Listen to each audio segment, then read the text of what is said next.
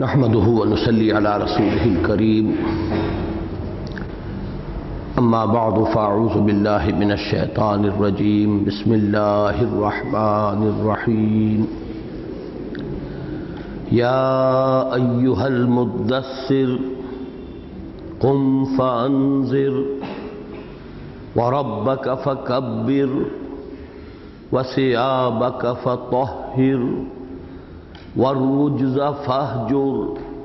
ولا تمنن تستكثر ولربك فاصبر فإذا نقر في الناقور فذلك يومئذ يوم عسير على الكافرين غير يسير صدق الله العظيم رب اشرح لي صدري ويسر لي امري واحلل عقدة من لساني يفقهوا قولي اللهم ربنا الهمنا رشدنا واعذنا من شرور انفسنا اللهم ارنا الحق حقا وارزقنا اتباعه وارنا الباطل باطلا وارزقنا اجتنابه اللهم وفقنا لما تحب وترضى آمین یا رب العالمین۔ سورہ مزمل ہم 3 نشستوں میں ختم کر سکے تھے۔ اس کے درس کے ضمن میں سورہ مزمل اور سورہ مدثر کے مابین جو نسبت ہے جوڑے ہونے کی، اس پر تفصیل سے گفتگو ہو چکی ہے۔ قرآن حکیم میں سورتوں کے جو جوڑے بہت نمایاں ہیں، یہ نسبت جو ہے جوڑے ہونے کی کہیں بہت نمایاں ہے، کہیں قدر خفی ہے، لیکن یہ کہ جہاں بہت نمایاں ہے ان میں سے ایک مثال یہ سورہ مزمل اور سورہ مدثر بھی ہے۔ بالکل ایک ہی انداز میں آغاز، یا ایھا المزمل یا ایھا المدثر، پھر دوسری آیت دونوں جگہ پر قم سے شروع ہو رہی ہے، گویا کہ نبی اکرم صلی اللہ علیہ وسلم کو اب اپنی عملی جد و جہد کے آغاز کا حکم ہو رہا ہے۔ پھر میں ساتھ ہی یہ بھی عرض کر چکا ہوں کہ جو ترتیب نزولی کے ضمن میں ہمارے ہاں مختلف روایات ہیں، مختلف معاملات ہیں،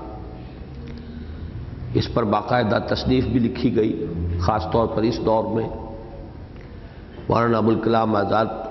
مرحوم کے ایک ساتھی نے تو اس کو باقاعدہ ایک اپنا کہا جا سکتا ہے کہ ایک تھیسس کا موضوع بنایا ہے۔ اس کے ضمن میں جو متقدمین میں سے اکثر حضرات کی رائے ہے، اگرچہ پورے قرآن مجید کی ترتیب نزولی کا معاملہ تو بہت مشکل ہے،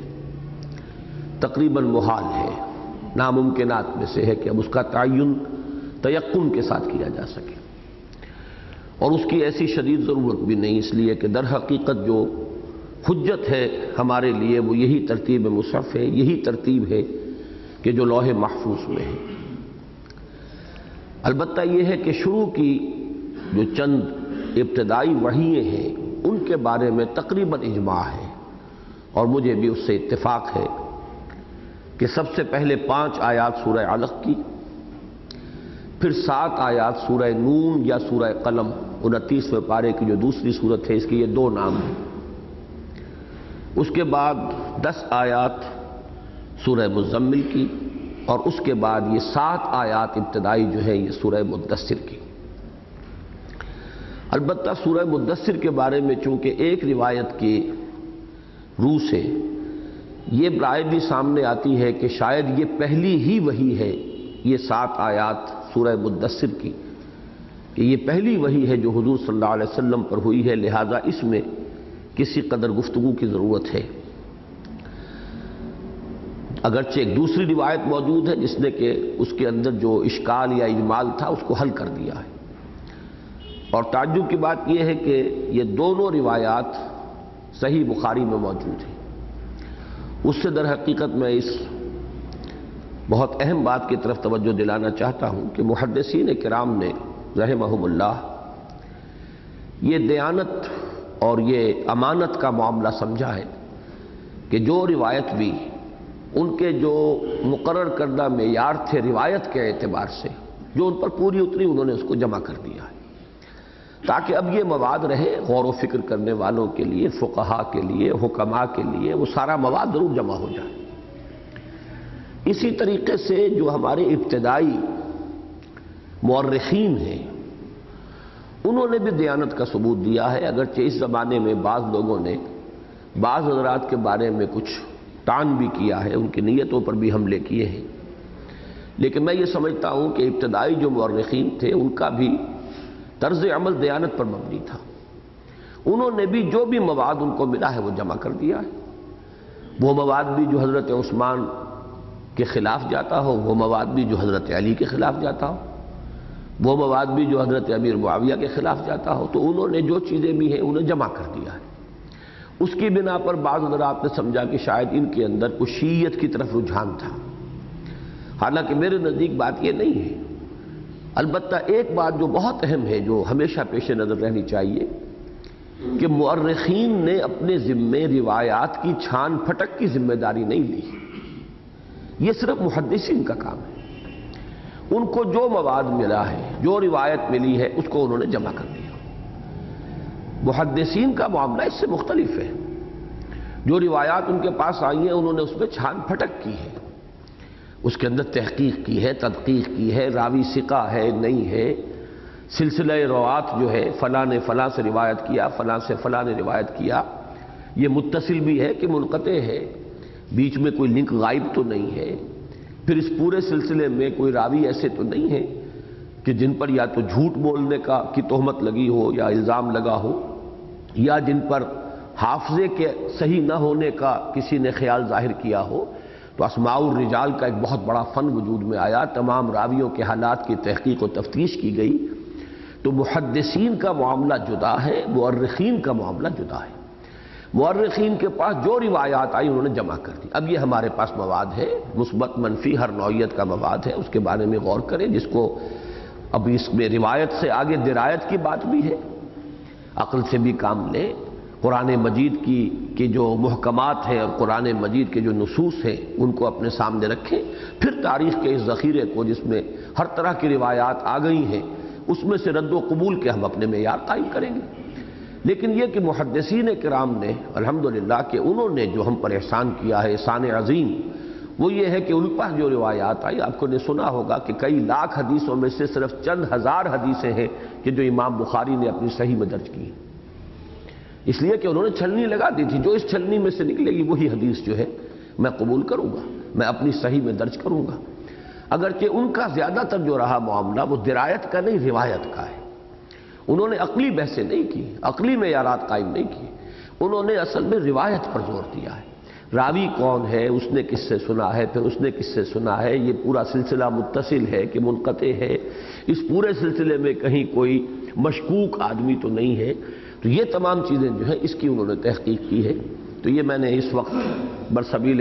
تذکرہ یہ بات آ گئی کہ ہمیں اس صورت کے بارے میں دو روایات ملتی ہیں، صحیح بخاری میں دونوں ہیں۔ دوسری بات یہ کہ دونوں کے راوی ایک ہی ہیں، حضرت جابر ابن عبداللہ رضی اللہ تعالی عنہ،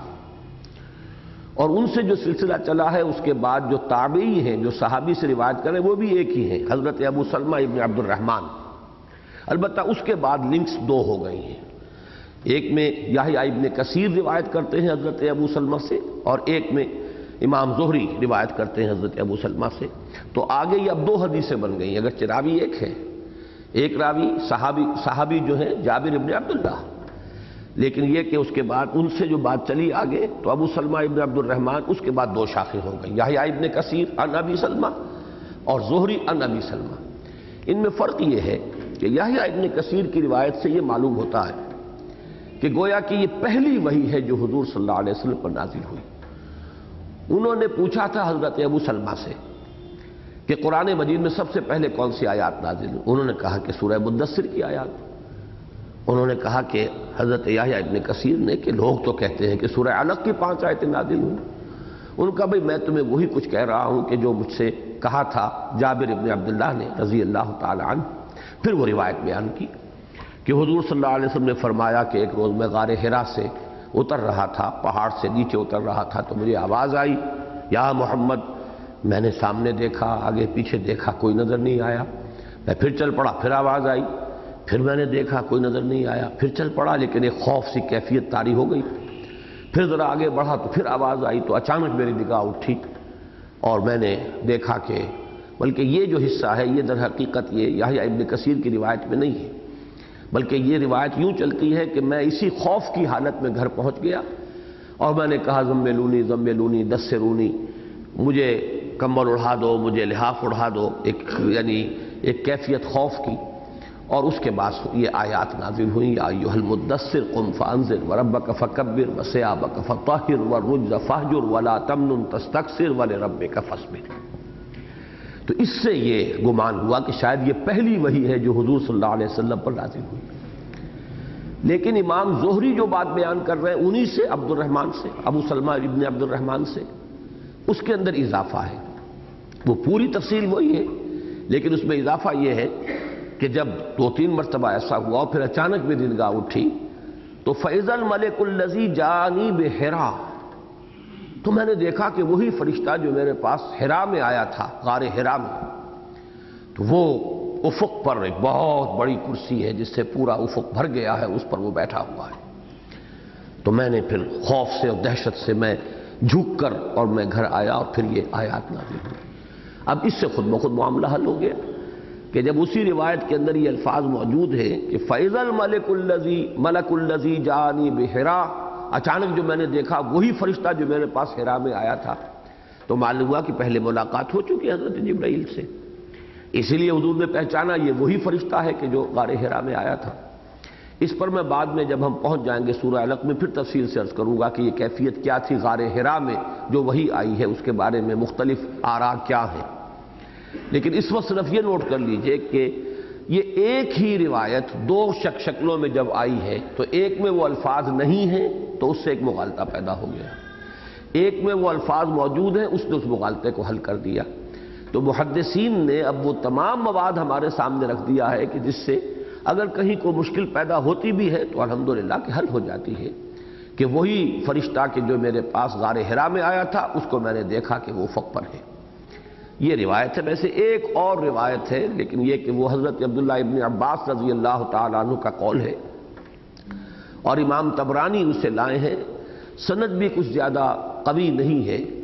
اس میں نقشہ یہ کھینچا گیا ہے کہ حضور صلی اللہ علیہ وسلم کو یہ اطلاع ملی کہ قریش کے سردار جمع ہوئے، اور خاص طور پر اس خیال سے کہ اب موسم حج آنے والا ہے، اور جب حج کے موسم میں تمام اطراف و اکناف عرب سے لوگ آئیں گے تو محمد کو موقع ملے گا، وہ اپنی دعوت پیش کریں گے اور لوگوں کے پاس جائیں گے اور تبلیغ کریں گے، چرچا ہو جائے گا۔ اور پھر یہ کہ اگر انہوں نے ہم سے پوچھا اور کسی نے کوئی بات کہی، کسی نے کوئی بات کہی، کسی نے کوئی بات کہی، تو ہماری باتوں کا جو ہے وہ پر اعتماد نہیں رہے گا، لوگوں کو اعتبار ہمارا ہٹ جائے گا، لہذا مل کر بیٹھ کر ایک رائے بنا لو کہ جب لوگ آئیں تو ہم وہی ایک رائے ان کے سامنے پیش کریں۔ چنانچہ وہ ایک تفصیل ہے اس کے اندر کہ پہلے یہ سوچا گیا کہ ان کو شاعر قرار دیا جائے، تو وہ بھی تجویز رد ہو گئی کہ نہیں، یہ بات تو کہنے والی نہیں ہے، باور نہیں کی جا سکتی۔ پھر یہ کہ ان کو کاہن کہا جائے، اس کو بھی رد کر دیا گیا۔ پھر یہ کہ کاذب کہا جائے، جھوٹا کہا جائے، اس کو بھی رد کر دیا گیا۔ بالآخر وہ ایک رائے پر گویا کہ کنسنسس ہوا، اتفاق ہوا کہ ان کو ساحر کہا جائے، اس لیے کہ ان کی وجہ سے گھر گھر دشمنی پڑ چکی ہے، بیوی اور شوہر کی جدائی ہو رہی ہے، اولاد جو ہے وہ اپنے والدین سے کٹ رہی ہے، یہی ساحر لوگ کیا کرتے ہیں، تو ساحر کہنا جو ہے یہ بات منطبق ہو سکتی ہے اور قرین قیاس۔ اس کی اطلاع جب حضور کو پہنچی تو حضور صلی اللہ علیہ وسلم لحاف لے کر لیٹ گئے، تو اس کیفیت میں یہ وحی نازل ہوئی۔ ایک تو یہ کہ یہ بات اس اعتبار سے فٹ نہیں بیٹھتی، اگرچہ حضرت عبداللہ ابن عباس کا قول ہے، طبرانی میں ہے، لیکن یہ قرین قیاس اس لیے نہیں ہے کہ یہ کیفیت تو کافی عرصے کے بعد جا کر ہوئی ہے، جبکہ وہ مخالفت اور وہ جو ایک کشاکش کی کیفیت شدت کو پہنچی ہے۔ یقیناً اس سورہ مبارکہ میں جو آگے آیات آ رہی ہیں ولید بن مغیرہ کے بارے میں، اس کے ضمن میں یہ پس منظر ہے اور یہ صحیح ہے، اور یہ اور دوسری روایات سے بھی اس کو تقویت حاصل ہوتی ہے جو صحیح روایات ہیں، لیکن ابتدائی آیتیں جو ہیں ان کے لیے یہ شان نزول نہیں ہو سکتا، اس لیے کہ یہ تو بالکل شروع کی آیات ہیں۔ یہاں تک کہ ایک رائے یہ بھی ہے کہ یہ پہلی وحی ہے جو حضور پر ہوئی ہے صلی اللہ علیہ وسلم، لیکن اس پہ جس پر جیسا کہ دونوں روایتیں میں آپ کو سنا چکا ہوں، جس بات پر کہ محققین کا اجماع ہوا ہے تقریباً وہ یہ ہے کہ پہلی وحی تو وہی ہے سورہ علق کی. بعض لوگ کہتے ہیں کہ اس کے بعد ہی فترت ہو گئی. فترت کہتے ہیں رکاوٹ، وقفہ، درمیان میں سلسلہ منقطع ہو گیا. کچھ عرصے یہ فترت اولا کہلاتی ہے، یہ حضور صلی اللہ علیہ وسلم پر وحی کا رک جانا کچھ عرصے کے لیے فترت. تو یہ فترت کے عرصے کے بعد پھر اب جو وحی شروع ہوئی ہے تو وہ یہ وحی ہے سورہ مدثر. لیکن بعض حضرات کی رائے یہ ہے کہ یہ ضروری نہیں ہے کہ صرف سورہ علق کی 5 آیات کے بعد ہی فترت ہو گئی ہو، بلکہ یہ عین ممکن ہے کہ کچھ اور وحییں بھی آئی ہوں. جیسے کہ میں عرض کر چکا ہوں کہ بہت سے حضرات کی رائے یہ ہے کہ سورہ نون کی 7 آیتیں اور سورہ مزمل کی بھی ابتدائی آیات نازل ہو چکی ہیں، پھر فترت ہوئی، پھر ایک رکاوٹ ہوئی. اس رکاوٹ کے بعد پھر جب آغاز ہوا ہے تو پہلی وحی یہی ہے. اس کے علاوہ ایک بات اور میں نے اس سے پہلے بھی آپ کو بتائی ہے، یہ نقطہ اہم ہے کہ یہ بات بھی تسلیم کی جاتی ہے بالعموم کہ سورہ علق کی ابتدائی وحی جو ہے پہلی وحی، اس سے حضور کی نبوت کا ظہور ہوا ہے. اور اس وحی سے جو سورہ مدثر کی آج ہم پڑھ رہے ہیں، اس سے حضور کی رسالت کا آغاز ہوا ہے. یہ 2 الفاظ میں جان بوجھ کر علیحدہ بول رہا ہوں. وحی کا جو نبوت ہے اس کا آغاز نہیں کہہ رہا. نبوت تو پیدائشی حاصل ہوتی ہے نبی کو، نبی پیدائشی نبی ہے، اس کی معصومیت آغاز سے ہے، اس کو اللہ کی طرف سے اسپیشل پروٹیکشن پہلے دن سے ہے. بلکہ یہ کہ عالم ارواح کے اندر بھی ارواح جو ہے انبیاء کی وہ اسی شان کے ساتھ تھیں. جیسے کہ حضور صلی اللہ علیہ وسلم کا واضح قول موجود ہے کہ جب آپ سے پوچھا گیا متى وجبت لك النبوۃ یا رسول اللہ، حضور آپ کو نبوت کب ملی؟ آپ نے فرمایا والآدم بین الماء والطین، ابھی آدم کا جو ہے وہ جسد تیار ہونے کے لیے ابھی گارے کی تیاری ہو رہی تھی، مٹی اور پانی جو ہے ابھی اس کو ملایا بھی نہیں گیا تھا، اس وقت بھی میں نبی تھا. تو معلوم ہوا کہ عالم ارواح میں تمام ارواح موجود تھی. ارواح تو پہلے پیدا کی جا چکی تھی. جو یہ تخلیق اجساد کا معاملہ ہے یہ تو میں تفصیل سے بیان کر چکا ہوں، تو بہت بات کی بات ہے. تمام ارواح انسانیہ، حضرت آدم کی نسل میں جتنے بھی انسانوں کو آنا تھا ان سب کی ارواح موجود تھی. جب ہم سے عہد لیا گیا تھا الست بربکم قالوا بلی، ہم سب نے کہا تھا پروردگار بالکل، ہم اقرار کرتے ہیں کہ تو ہمارا مالک ہے، رب ہے. تو وہ جو عالم ارواح کے اندر بھی ظاہر بات ہے کہ تمام ارواح اپنی امتیازی کیفیات کے ساتھ تھی، اور حضور صلی اللہ علیہ وسلم اس کی طرف اشارہ کر رہے ہیں، میں اس وقت بھی نبی تھا. اس اعتبار سے نبوت کے لیے کبھی لفظ آغاز استعمال نہیں ہونا چاہیے. آغاز وحی کہہ سکتے ہیں. جب آپ 40 برس کے ہوئے تو آپ پر وحی کا آغاز ہوا. آغاز وحی سے گویا کہ آپ کی نبوت ظاہر ہو گئی جو پہلے ظاہر نہیں تھی. البتہ رسالت کا معاملہ جدا ہے. رسالت کو آغاز ہوتا ہے، اس لیے کہ ہر نبی تو رسول ہوتا بھی نہیں. لہذا رسالت کے لیے ہم کہیں گے کہ رسالت کا آغاز ہے یا ایھا المدثر سے، اس لیے کہ اس میں حکم تبلیغ آ رہا ہے. آپ نے پچھلی تینوں وحییں اگر ذہن میں مستحضر ہوں، اگر نوٹ کیا ہوگا کہ اس میں وحی کا کہیں اس کا انذار کا، تبشیر کا اور تبلیغ کا کوئی حکم حضور کو نہیں ہوا صلی اللہ علیہ وسلم. اور یہ بھی ذہن میں رکھیے کہ جو میں بات عرض کر رہا ہوں بار بار، وہ یہ کہ پوری سورہ نون ایک مرتبہ نازل نہیں ہوئی ہے، پوری سورہ مزمل ایک مرتبہ نازل نہیں ہوئی ہے، اسی طرح پوری سورہ مدثر ایک مرتبہ نازل نہیں ہوئی ہے، پوری سورہ علق ایک مرتبہ نازل نہیں ہوئی ہے. بلکہ جو ترتیب ہم قائم کر رہے ہیں وہ سورہ علق کی 5 آیات، باقی کی جو ہے باقی سورہ علق کا جتنا حصہ ہے جو 14 آیات اور ہیں وہ بعد میں نازل ہوئی ہیں. اسی طریقے سے سورہ نون کی بقیہ آیات یہ بعد میں نازل ہوئی. اسی طرح سورہ مزمل کے تو پھر تفصیل سے گفتگو کر چکے ہیں، سورہ مدثر کی بھی یہی بات ہے. تو ترتیب جو ہے وحیوں کی وہ در حقیقت ان ابتدائی آیات کی ہے. ان ابتدائی آیات کو دیکھیے تو سورہ علق میں بھی کہیں تبلیغ کا حکم نہیں. اقرأ بسم ربک الذی خلق خلق الانسان من علق اقرأ وربک الاکرم الذی علم بالقلم علم الانسان ما لم یعلم. 2 مرتبہ حکم اگر ہو رہا ہے تو اسی بات کا ہو رہا ہے کہ پڑھیے پڑھیے. کیا پڑھیے اور وہ کیا تعلیم تھی حضور کی کہ جو پھر اس وقت شروع ہوئی ہے، اس پر اس وقت گفتگو نہیں ہوگی، وہ سورہ علق میں گفتگو کریں گے انشاءاللہ جب وہاں پہنچ جائیں گے اگر اللہ کو منظور ہوا. باقی یہ کہ اسی طرح سورہ نون میں بھی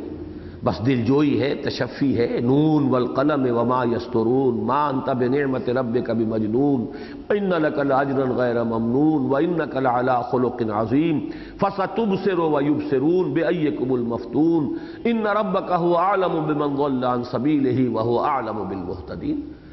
آپ کو دلجوئی کی جا رہی ہے کہ لوگ سمجھ رہے ہیں کہ شاید ان کا دماغی توازن ٹھیک نہیں رہا، لوگ کہہ رہے ہیں کہ شاید ان پر کوئی آسیب کا سایہ ہو گیا ہے، جو کہتے ہیں میرے پاس فرشتہ آیا اور غار میں میرے ساتھ یہ معاملہ ہوا اور مجھے نبی بنایا گیا ہے اور مجھ پر وحی آئی ہے۔ تو اب اس پر جو آپ کو لوگوں کے ان تبصروں کا پر جو رنج ہوا ہے، صدمہ ہوا، در حقیقت اس پر دلجوئی اور تسلی کے لیے وہ 7 آیات نازل ہوئی۔ اسی طرح سورہ مزمل کی ابتدائی آیات، اس میں سارے احکام حضور کو ہیں، راتوں کو کھڑے رہیں، قرآن کی ترتیل کریں، اور یہ کہ اپنے آپ کو بالکل یکسو کر کے اپنے رب کے دامن کے ساتھ جو ہے وابستہ کر لیں، لوگوں سے ایک حجر جمیل کی شکل اختیار کریں، جو وہ کہہ رہے ہیں اس کا خیال نہ کریں، اگر وہ مجنون کہہ رہے ہیں یا کچھ اور کہہ رہے ہیں، وہ آسیب زدہ کہہ رہے ہیں وغیرہ وغیرہ، آپ ان کا خیال نہ کیجئے۔ یہاں بھی تبلیغ کا کوئی حکم نہیں۔ یہ البتہ وہ آیات ہیں کہ جن میں آغاز ہی میں 3 آیات کے اندر جو منصب رسالت ہے اور جو اس کے فرائض ہیں ان کو بڑے ہی جامعیت کے ساتھ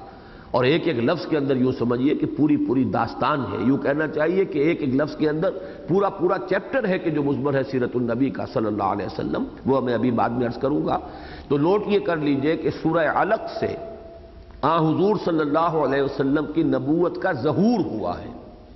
اور سورہ مدثر کی ان آیات سے حضور صلی اللہ علیہ وسلم کی رسالت کا آغاز ہوا ہے۔ ان دونوں چیزوں کو علیحدہ نوٹ کر لیں۔ اب آئیے ہم مطالعہ شروع کرتے ہیں۔ یا ایھا المدثر، یہ میں عرض کر چکا ہوں مزمل بھی متزمل تھا باب تفاعل سے، اس میں فاعل، اور یہ بھی متدثر ہے، تے اور دال مل گئے ہیں تو متدثر کے بجائے مدثر، اس کو کہتے ہیں ادغام۔ جو قریب المخرج الفاظ اس طریقے سے آ جائیں کسی زبان میں، عام زبانوں میں بھی ہے ایسا، عربی میں خاص طور پر اس کے لیے قاعدہ مقرر جسے ادغام کہتے ہیں، پھر 2 حرف آپس میں مل جاتے ہیں، متزمل، تے اور زے مل گئے مزمل، متدثر، تے اور دال مل گئے مدثر۔ دونوں کے معنی بھی تقریباً ایک ہیں، کمبل میں لپٹنے والا، لحاف میں لپٹنے والا۔ دثار اصل میں کہتے ہیں عربی زبان میں اس چیز کو، چادر ہو، لحاف ہو، کمبل ہو، جس کو انسان اپنے اوپر لپیٹ لیتا ہے پوری طرح اور خود کو اپنے اندر اس کے اندر چھپا لیتا ہے۔ شعار اس کے برعکس کہتے ہیں وہ لباس کے جو انسان نے نیچے پہنا ہوا ہے، جو اس کے جسم کے ساتھ چپکا ہوا ہے۔ چنانچہ یہ ایک بڑی پیاری حدیث ہے کہ حضور صلی اللہ علیہ وسلم نے انصار مدینہ کی دلجوئی کے لیے بڑے پیارے الفاظ کہے، انتم الشعار والناس الدثار، کہ اے انصار، معاشر انصار، تمہارا معاملہ تو میرے ساتھ شعار والا ہے، یعنی جیسے کہ کپڑے کسی کے بدن کے ساتھ چپکے ہوئے ہوتے ہیں، جو کپڑے اس نے پہنے ہوئے، اور ایک ہوتا ہے اوپر کوئی بڑا کمبل آدمی لے لے یا بڑی چادر میں لپٹ جائے تو باقی لوگوں کی حیثیت اس کمبل کی سی ہے، اس چادر کی سی ہے،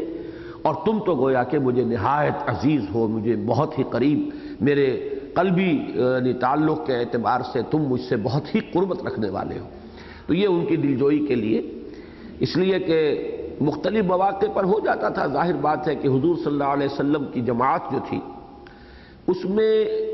مہاجرین میں وہ لوگ زیادہ تعداد میں تھے کہ جنہوں نے 10-12 برس پہلے حضور صلی اللہ علیہ وسلم کی صحبت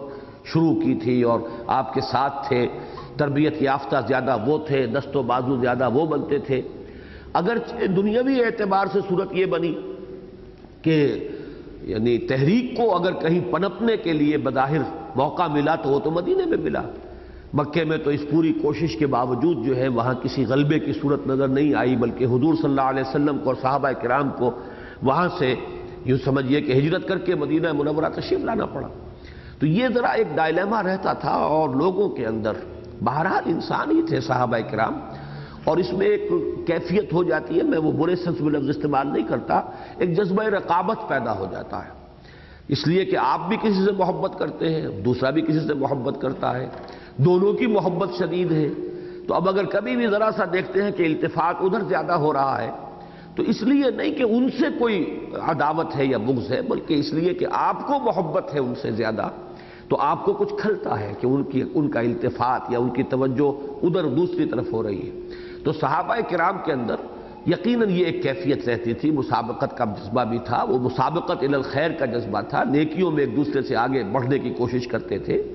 اسی طرح حضور کی توجہ اور عنایت کو بھی زیادہ سے زیادہ اپنی طرف اس کا رخ کرنے کی ہر شخص کوشش کرتا تھا، اور اس کا جذبہ جو ہے وہ مثبت جذبہ تھا، حضور صلی اللہ علیہ وسلم کی محبت کا جذبہ تھا۔ اور اس میں یقیناً اگرچہ فارسی کا ایک مصرع تو بڑا پیارا ہے،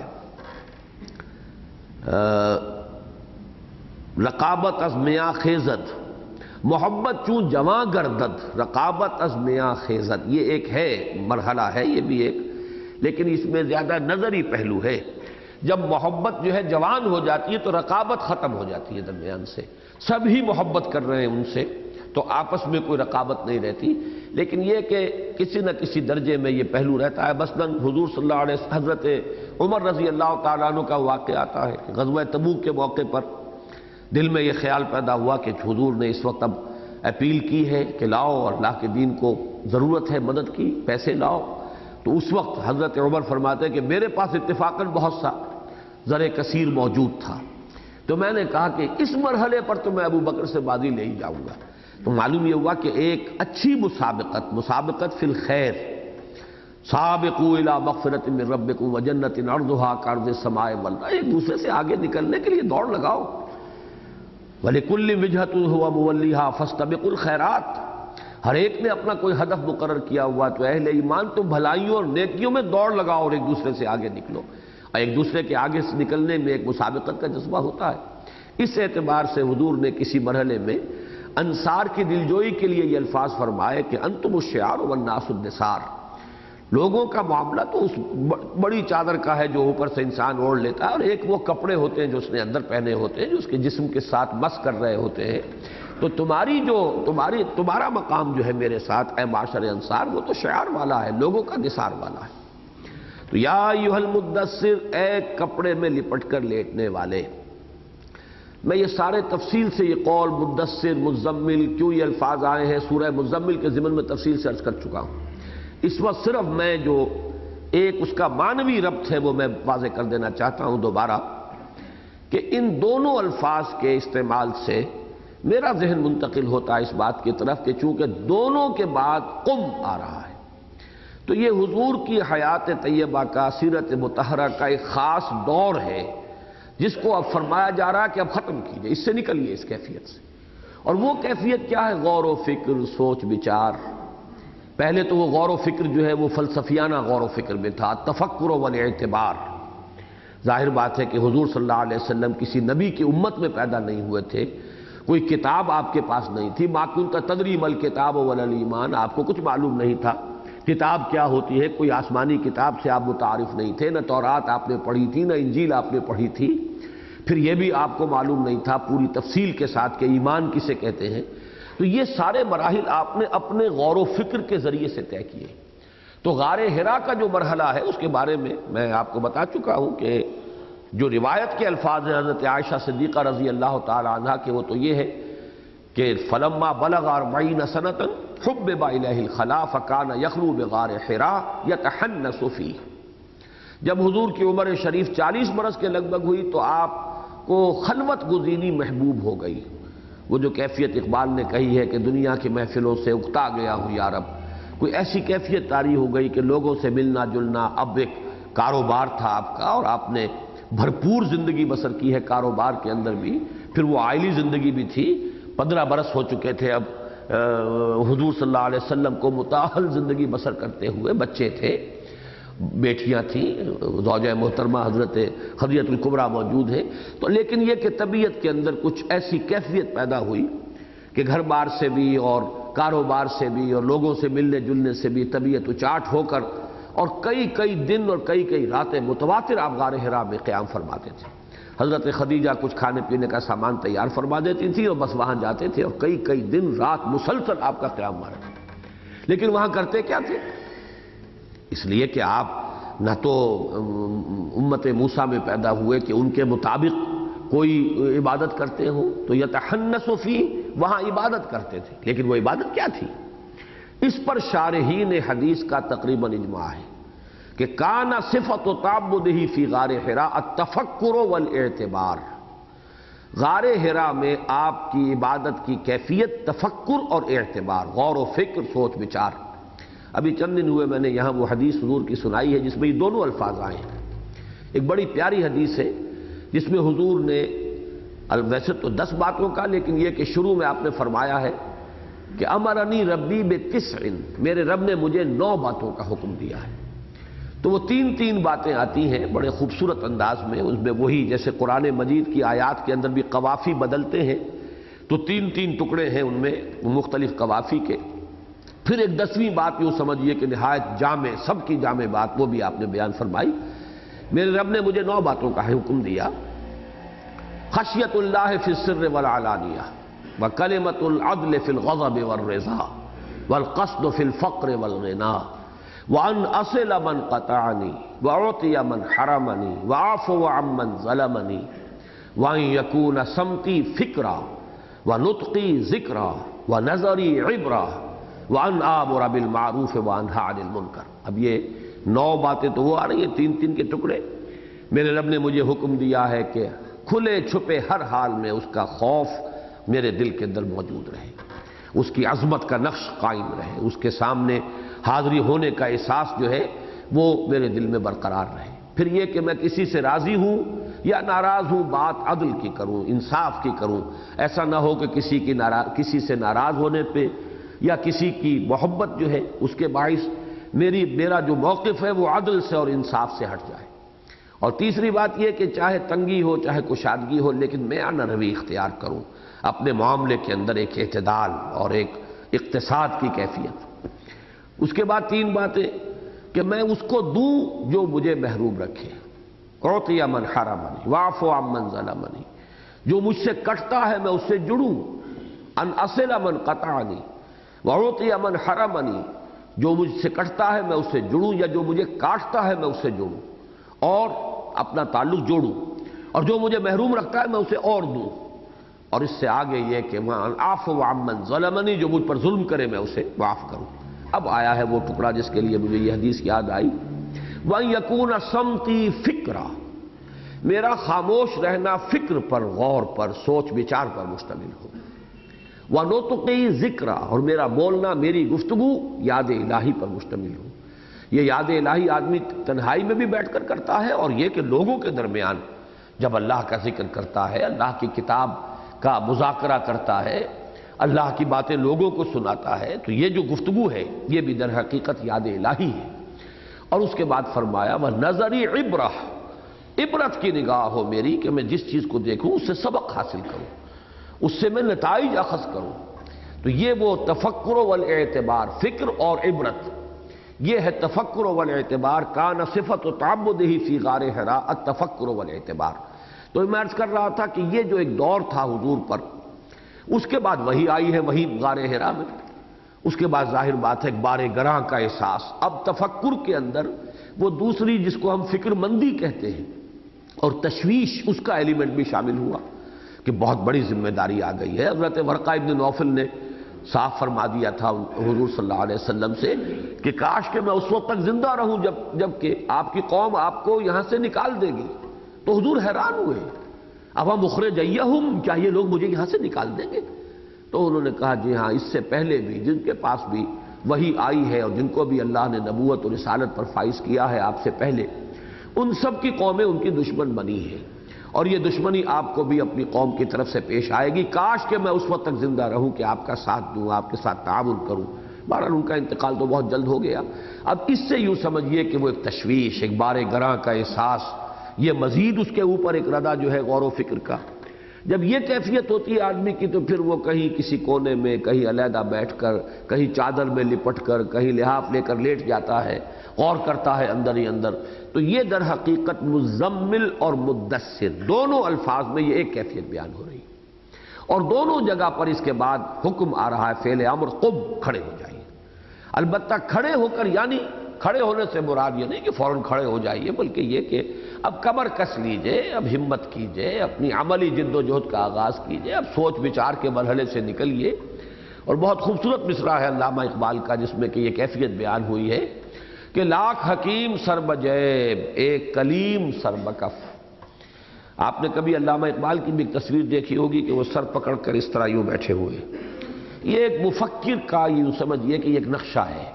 اس لیے کہ غور و فکر، سوچ بچار، آب روان کبیر تیرے کنارے کوئی دیکھ رہا ہے کسی اور زمانے کے خواب۔ اب ظاہر بات ہے جو ویژنری ہوتا ہے وہ تو نہ معلوم کہاں کی سوچ رہا ہوتا ہے اور کہاں کہاں کے خواب دیکھ رہا ہوتا ہے، مستقبل کی باتوں کے بارے میں غور و فکر کر رہا ہوتا ہے۔ تو اس کو اقبال نے کہا لاکھ حکیم سر بجیب، جب سر جھکا ہوا ہوتا ہے غور و فکر میں تو گویا کہ اپنے گریبان میں اپنا سر دیا ہوا ہے۔ تو حکیم اور دانا لوگ تو یہی کچھ ہوتے ہیں، ان کو پھر وہ عمل کا مرحلہ ان کی زندگیوں میں نہیں آیا کرتا۔ وہ تو یہ کہ اس قسم کے لوگوں کو کوئی شاگرد فعال قسم کے مل جائے تو پھر یہ ہے کہ وہ ان کی بات کو آگے بڑھانے والے ہوتے ہیں۔ عام طور پر جیسے آپ کو معلوم ہے مارکس نے کیا کیا، کتاب لکھی، اللہ اللہ خیر صلی اللہ۔ باقی یہ کہ کوئی کمیونسٹ ریولوشن کہیں برپا کرنے کا کوئی امکان نہیں تھا۔ وہ تو لینن جیسی شخصیت روس میں پیدا ہو گئی، ماؤ زیتونگ جیسی شخصیت فعال قسم کے اشخاص، تو انہوں نے انقلاب برپا کیا۔ تو یہاں معاملہ جو ہے اس کے برعکس ہے، یہاں تو یہی ہے کہ حضور صلی اللہ علیہ وسلم ہی نے وہ مرحلہ بھی طے کیا ہے، اور اب جب کہ وحی آ گئی اور اب آپ کو حکم دیا جا رہا ہے کہ کھڑے ہو جائیے، اس کیفیت سے نکلیے۔ لاکھ حکیم سر بجیب ایک کلیم سر بکف، اب تو سر بکف ہو کر باہر نکلنا پڑے گا، اپنی عملی جد و جہد کا آغاز کر دی۔ اس میں جیسا کہ ہم سورہ مدثر مزمل میں دیکھ چکے ہیں، جد و جہدیں دو آئی ہیں فوری طور پر۔ ایک رات کی مشقت ہے، قم اللیل الا قلیلا، یہ گویا کہ ذاتی تربیت، داخلی کیفیات، داخلی انقطاع، ہر طرح سے تبتل، اپنے ماحول سے ذہناً قلباً کٹ کر، عملاً کٹنا نہیں ہے، رہنا ہے وہیں، لیکن یہ کہ وہ جو وتبتل الیہ تبتیلا، اس میں صرف اللہ کے ساتھ اپنا ذہنی اور قلبی رشتہ استوار کر کے، اور پھر یہ کہ سب سے زیادہ مشقت جو ہے، کھڑے رہیے رات کو دو تہائی، آدھی شب، تہائی شب، اور اس قرآن مجید کو اپنے اندر جذب کیجئے اور جذب کیجئے، اتاریے اپنے اندر۔ یہ مشقت تھی جو سورہ مزمل میں آ گئی۔ اب یہاں ہے دوسری مشقت، اب یہ ہے دعوت اور تبلیغ کی مشقت، اور اس سے بھی آگے بڑھ کر انقلاب کی مشقت۔ یہ ہے در حقیقت کہ جہاں سے اب آپ کو وہ جو آپ کا مشن ہے عملاً، اس کے لیے حکم دیا جا رہا ہے قم فانذر، کھڑے ہو جائیے اور خبردار کیجئے۔ اس لفظ پر پہلے بھی بہت گفتگویں ہوئی ہیں، آج چونکہ یوں سمجھیے کہ قرآن مجید میں پہلی مرتبہ یہ لفظ اس مقام پر آیا ہے۔ مصحف کا معاملہ تو اور ہے، لیکن قرآن مجید میں ترتیب نزولی کے اعتبار سے پہلی مرتبہ یہ لفظ انذر جو ہے وہ یہاں اس آیت میں آیا ہے۔ معنی اس کے کیا ہے؟ اگرچہ بعض تراجم میں آپ نے شاید دیکھا ہو کہ کھڑے ہو جاؤ اور ڈراؤ، یا انذار کا ترجمہ جو ہے ڈرانا، لیکن یہ کہ صحیح ترین ترجمہ جو ہے وہ ہے خبردار کرنا، باخبر کر دینا۔ انگریزی کا لفظ بہترین ہے اس کے لیے، جو صحیح ترین مفہوم کو ادا کرتا ہے، وارن کرنا۔ ایک شخص ہے جو کسی غلط راستے پر جا رہا ہے، آپ اسے بتاتے ہیں تم غلط راستے پر جا رہے ہو، یہ راستہ تو ایسے جنگل کے اندر تمہیں پہنچا دے گا کہ جہاں ہلاکت ہے، بربادی ہے، تباہی ہے، تو آپ اس کو خبردار کرتے ہیں کہ تم غلط راستے پر ہو۔ اسی طریقے سے یہ قافلہ نوع انسانی جو ہے، اس کو خبردار کرنا کہ اگر تم یہ سمجھ بیٹھے ہو کہ دنیا بس یہی دنیا ہے اور یہی کھانا پینا ہے، بابر بیش کوش کے عالم دوبارہ نیست، تو بہت غلط ہے تمہاری یہ سوچ، بہت ہی ہلاکت خیز ہے تمہارا یہ نظریہ، تم بہت بڑی تباہی سے اور بربادی سے دوچار ہو جاؤ گے، ابدی عذاب الہی کا نوالا بن جاؤ گے۔ ہوش میں آؤ، جاگو، سمجھو، اپنے آپ کو پہچانو، اپنی زندگی کی منزل جو ہے اس سے جانو کہ وہ منزل کون سی ہے، کدھر جا رہے ہو۔ یہ انذار ہے اصل میں، خبردار کرنے کے معنی میں۔ اور یہ بات نوٹ کر لیجئے کہ اگرچہ بعد میں یہ لفظ بکثرت آیا ہے، لِأُنذِرَكُمْ بِهِ أُوحِيَ إِلَيَّ هَذَا الْقُرْآنُ لِأُنذِرَكُمْ بِهِ وَمَنْ بَلَغَ، اے نبی ان سے کہہ دیجئے کہ مجھ پر وحی کیا گیا یہ قرآن تاکہ میں تمہیں اس کے ذریعے سے خبردار کر دوں اور ان سب کو خبردار کر دوں جن تک یہ قرآن پہنچ جائے۔ گویا کہ قرآن کا پہلا فنکشن جو ہے وہ انذار ہے، اہم ترین فنکشن جو ہے وہ انذار ہے، خبردار کرنا ہے۔ حضور کو بھی پہلا حکم لوگوں کے بارے میں جو دیا جا رہا ہے وہ انذار کا دیا جا رہا ہے۔ کچھ عرصے کے بعد حکم آیا وَأَنذِرْ عَشِيرَتَكَ الْأَقْرَبِينَ، خبردار کر دیجئے اپنے قریبی رشتہ داروں کو، اپنے اعزاء و اقربا کو۔ تو اس میں جو چند بحثیں ہیں یہ جان لیجئے کہ اصولاً انذار اور تبشیر یہ دونوں الفاظ ہیں جو قرآن مجید میں جہاں فلسفہ نبوت آئے گا، جہاں بات پوری بیان کرنی ہوگی، تو نہ صرف یہ کہ یہ دونوں الفاظ ہوں گے بلکہ اس میں تبشیر کا لفظ مقدم ہوتا ہے۔ جیسے مثلا بالکل وسط ہے قرآن مجید کا، جیسے میں نے عرض کیا تھا کہ وہاں بھی ایک بڑا نمایاں جوڑا ہے سورتوں کا، سورہ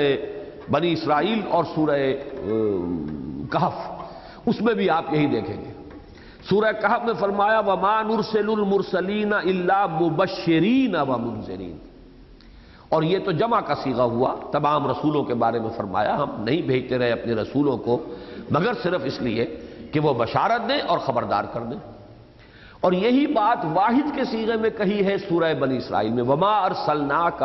إِلَّا مُبَشِّرًا وَنَذِيرًا، اے نبی ہم نے نہیں بھیجا ہے آپ کو مگر مبشر اور نذیر بنا کر۔ یہی دو الفاظ آئے ہیں جو سورہ نساء کے اندر آیت آئی ہے، اہم ترین مقام ہے وہ رسولوں کی بعثت کا مقصد کیا ہے، کیوں بھیجا ہم نے رسولوں کو۔ رسولم یہ چھٹے پارے کے شروع میں ہے، رسولم مبشرین ومنذرین لئلا یکون للناس علی اللہ حجۃ بعد الرسل وکان اللہ عزیزا حکیما، ہم نے اپنے رسولوں کو بھیجا مبشر اور نذیر بنا کر تاکہ لوگوں کے پاس رسولوں کی آمد کے بعد کوئی عذر نہ رہے کہ وہ اللہ کے ہاں کوئی عذر پیش کر سکے، حجت پیش کر سکے اپنی گمراہی اور ضلالت کے لیے، یہ دلیل لا سکے کہ ہمیں حق دکھایا ہی نہیں گیا، ہم تک حق پہنچایا نہیں گیا، ہم تک تو اے اللہ تیرا پیغام پہنچا ہی نہیں۔ تو یہ عذر ختم کرنے کے لیے، قطع عذر کہہ لیں یا اتمام حجت کہہ لیں، اس کے لیے ہم نے رسولوں کو بھیجا۔ اس وقت میں وہ فلسفہ نبوت اور رسالت بیان نہیں کر رہا ہوں، بلکہ یہ دو اصطلاحات جو ہے میں چاہتا ہوں کہ کار رسالت اور فرائض رسالت کے ضمن میں سب سے اہم اور بنیادی اصطلاحات دو ہی ہیں، تبشیر اور انذار،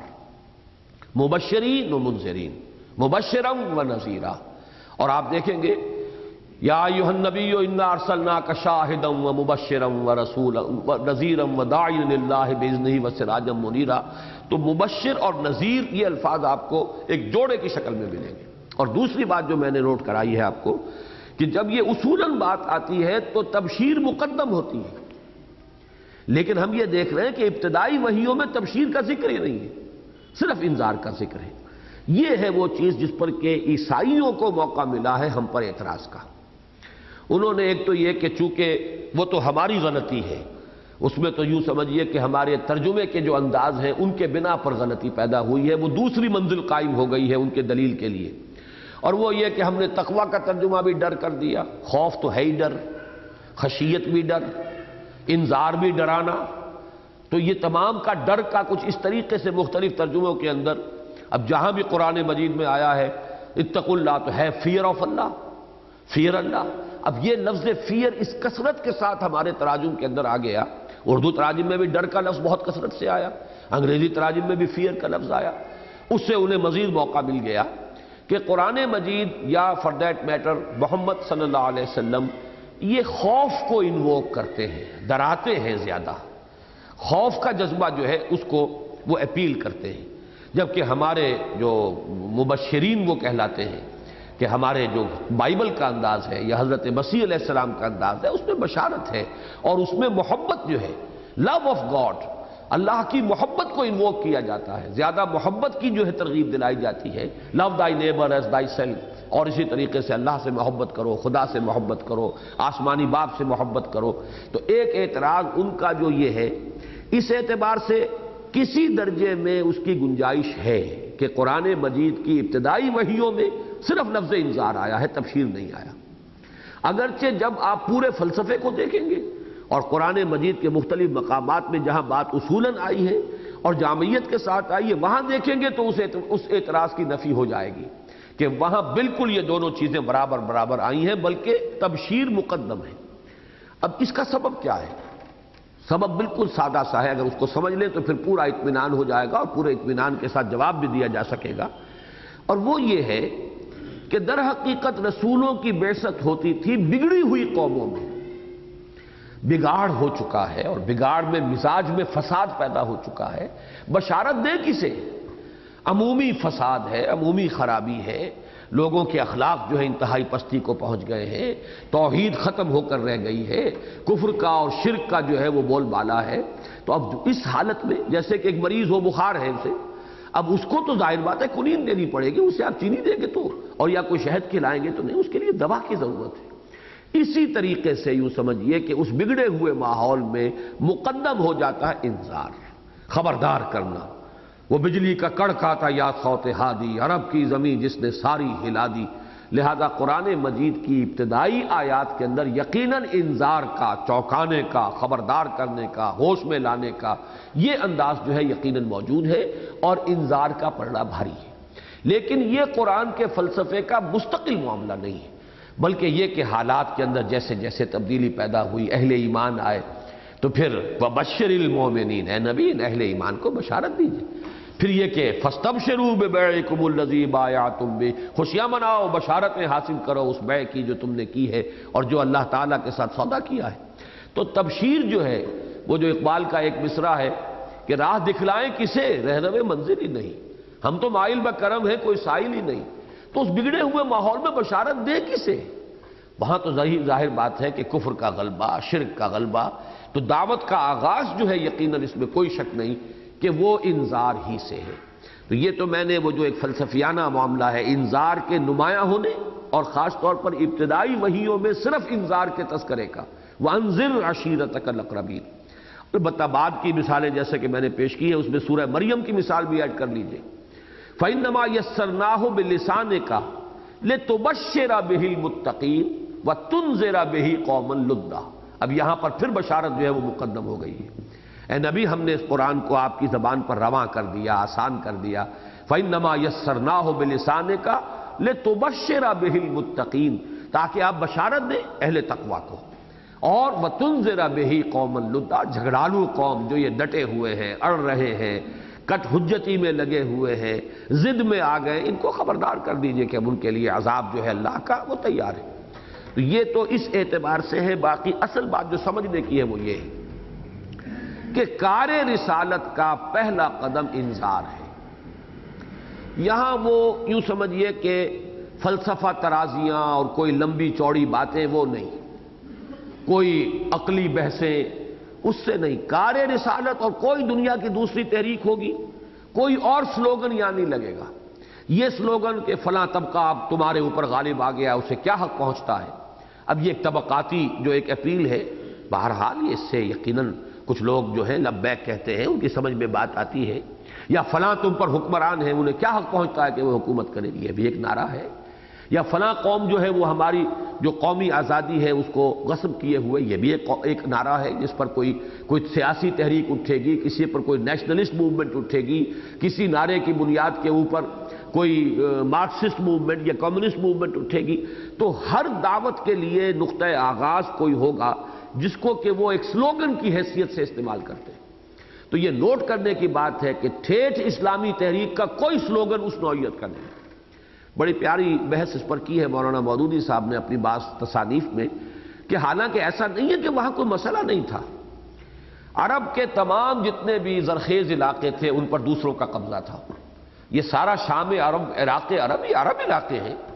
اب سارا عراق عرب جو ہے رومیوں کے تسلط میں ہے، شام عرب جو ہے نہیں، عراق عرب ایرانیوں کے تسلط میں ہے، شام عرب جو ہے پورا جو ہے رومیوں کے قبضے میں ہے۔ پھر یہ کہ جنوب کے علاقے میں وہ ایک کونا ہے، وہ جو ساؤتھ ویسٹ کا کونا ہے، یمن کا علاقہ، وہ زرخیز تھا، اس پر بھی رومیوں کا تسلط تھا، ایرانیوں کا، ایرانی گورنر وہاں بیٹھا ہوا تھا۔ تو یہ بھی ایک تحریک ہو سکتی تھی کہ اربوں کھڑے ہو، جمع ہو جاؤ، اپنے حقوق کے حصول کے لیے متحد ہو جاؤ، یہ ایک تحریک ہوتی ہے، ایک نیشنلسٹ موومنٹ بنتی اس سے۔ یا یہ کہ خود مکے کے اندر دبے ہوئے پسے ہوئے طبقات بھی تھے، غلام بھی تھے، اگر ان کو پکارا جاتا کہ تم آخر انسان ہو، تمہاری اپنی پریسٹیج ہے، تمہارے اپنے حقوق ہیں، تمہیں کیسے دبا دیا گیا ہے، یہاں پہ پیس ڈالا گیا ہے تمہیں، یہ بھی ایک تحریک ہوتی، ایک طبقاتی تحریک جو ہے وہ براتی اس کے ذریعے سے۔ لیکن اسلامی تحریک، اگر کوئی تحریک علی منہاج النبوہ، اگر نبوت کے نقش قدم پر کوئی دعوت اٹھنی ہے تو اس کا پہلا قدم جو ہے وہ انذار ہے۔ یہ اگر ہمیں دیکھنا ہو اور سوچنا ہو تو اس کو سوچ لینا چاہیے، اپنے بھی طرز عمل کے اوپر نظر ثانی کرنی چاہیے کہ سب سے زیادہ زور آخرت کا یقین، استحضار آخرت، اور اس کے حوالے سے لوگوں کو بیدار کرنا، جگانا، ہوش میں لانا، یہ گویا کہ نقطہ آغاز ہے کار رسالت کا اور دعوت رسول کا صلی اللہ علیہ وسلم۔ یا ایھا المدثر قم فانذر۔ اب دیکھیے اس کی ایک مثال آ جائے گی، انہی 7 آیات کے بعد جو 3 آیتیں آ رہی ہیں وہ گویا کہ اسی انذار کی عملی شکل ہے۔ فَإِذَا نُقِرَ فِي النَّاقُورِ فَذَلِكَ يَوْمَئِذٍ يَوْمٌ عَسِيرٌ عَلَى الْكَافِرِينَ غَيْرُ يَسِيرٌ۔ یہ 3 آیات 8، 9 اور 10۔ جس دن کے وہ سور پھونکا جائے گا وہ دن بہت بھاری ہوگا، بہت بھاری ہوگا، اور وہ کافروں پر ہلکا نہیں ہوگا، آسان نہیں ہوگا۔ یہ گویا کہ وہ انذار کی یہاں پہ بالکل فوراً متصل جو ہے وہ یہاں پر وہ شکل پیدا کر دی گئی۔ حضور کا وہ خطبہ میں نے اپنے اس چھوٹے سے کتابچے میں دعوت اللہ میں نقل کیا ہے، جو نہج البلاغہ سے یہ مجھے خطبہ ملا ہے حضور کا صلی اللہ علیہ وسلم، جس کے بارے میں مجھے تقریباً یقین کے درجہ حاصل ہے کہ جب حضور نے 2 مرتبہ اپنے قریبی رشتہ داروں کو جمع کیا تھا، جب وہ آیت اتری ہے انذر عشیرتک الاقربین، تو اس حکم پر عمل کرنے کے لیے جب آپ نے اپنے قریبی عزیزوں کو جمع کیا ہے، پہلی مرتبہ تو وہ کھانا کھا کے اور شور مچا کے چلے گئے، انہوں نے بات کرنے کا بھی موقع نہیں دیا حضور کو، لیکن دوسری مرتبہ پھر کچھ دن کا وقفہ ڈال کر پھر جب آپ نے وہ کوشش کی اور پھر بلایا، تو میں یہ کہا کرتا ہوں کہ اس لوگوں کو کچھ شرم آئی ہوگی کہ بہرحال اب 2 مرتبہ کھانا کھایا ہے تو کوئی بات تو ان کی سنی لے، تو کھڑے ہو کر جو خطبہ اس وقت دیا ہے میرے نزدیک تقریباً میں یقین کے درجے میں یہ گمان رکھتا ہوں کہ وہ خطبہ ہے، اس لیے کہ ہمارے ہاں وہ خطبہ موجود نہیں ہے، لیکن اس کا ایک ایک لفظ نہایت گہرا ہے، نہایت زوردار ہے۔ اتنا زوردار خطبہ جو ہے وہ میری نظر سے نہیں گزرا ہے کہیں، وہ خطبہ جو ہے وہ میں نے نقل کیا اپنے کتابچے میں، ان الرائد لا یکذب اہلہ، اس کا ایک ایک لفظ بول رہا ہے کہ جیسے کہ یہ اپنے قریبی رشتہ داروں اور اپنے ایسے لوگوں سے کہ جن کو شک ہی نہیں ہو سکتا کہ یہ شخص جو ہے جو اس وقت کھڑا ہو کر ہمارے سامنے بات کر رہا ہے یہ کہیں ہمیں دھوکہ دے سکتا ہے، ہم سے فریب کر سکتا ہے۔ یعنی ایک تو یہ کہ حضور کی ذات اس شک و شبہ سے بالا تر تھی،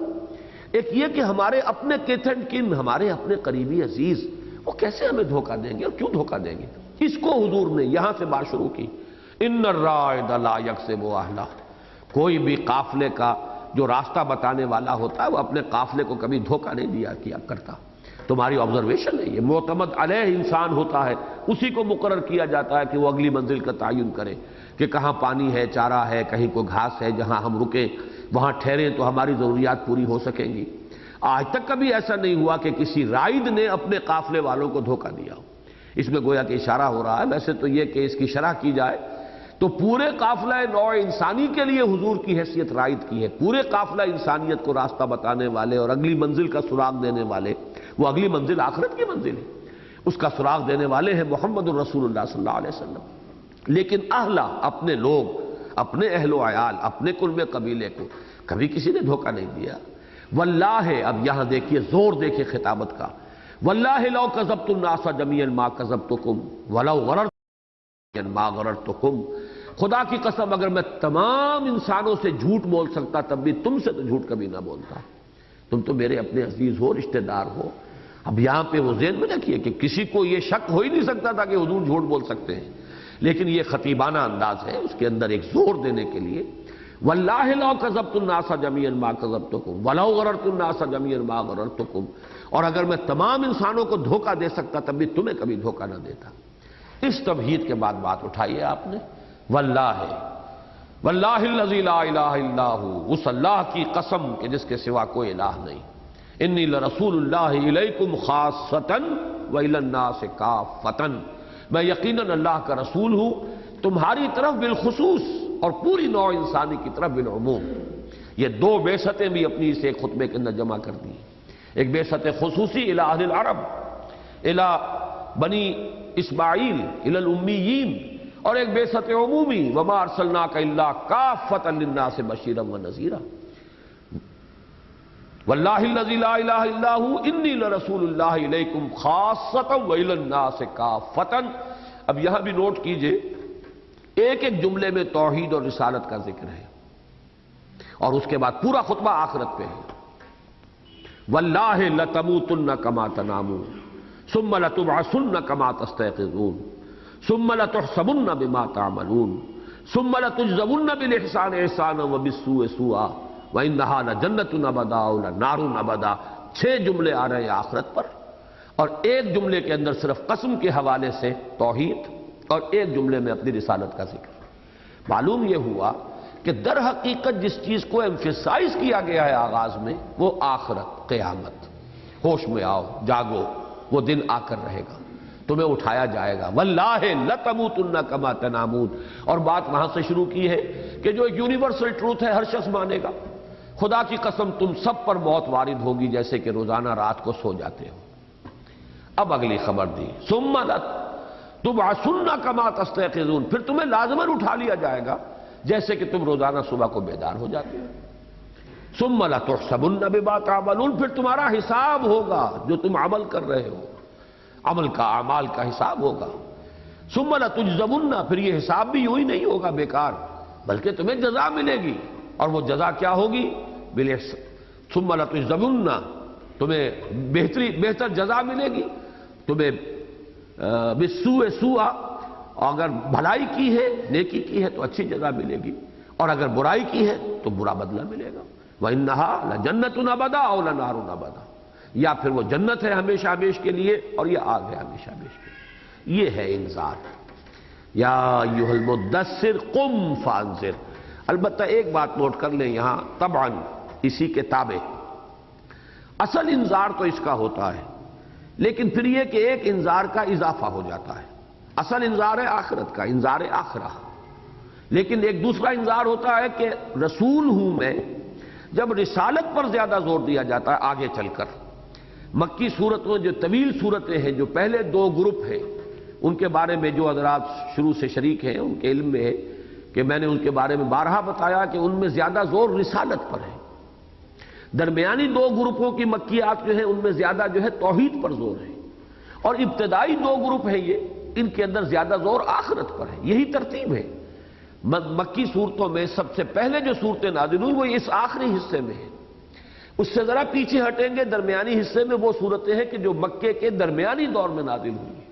اس سے اور پیچھے جائیے، جو طویل صورتیں ہیں مکی، یہ وہ ہے کہ جو مکی دور کے آخری زمانے میں نازل ہوئی ہے۔ ترتیب عکسی ہے۔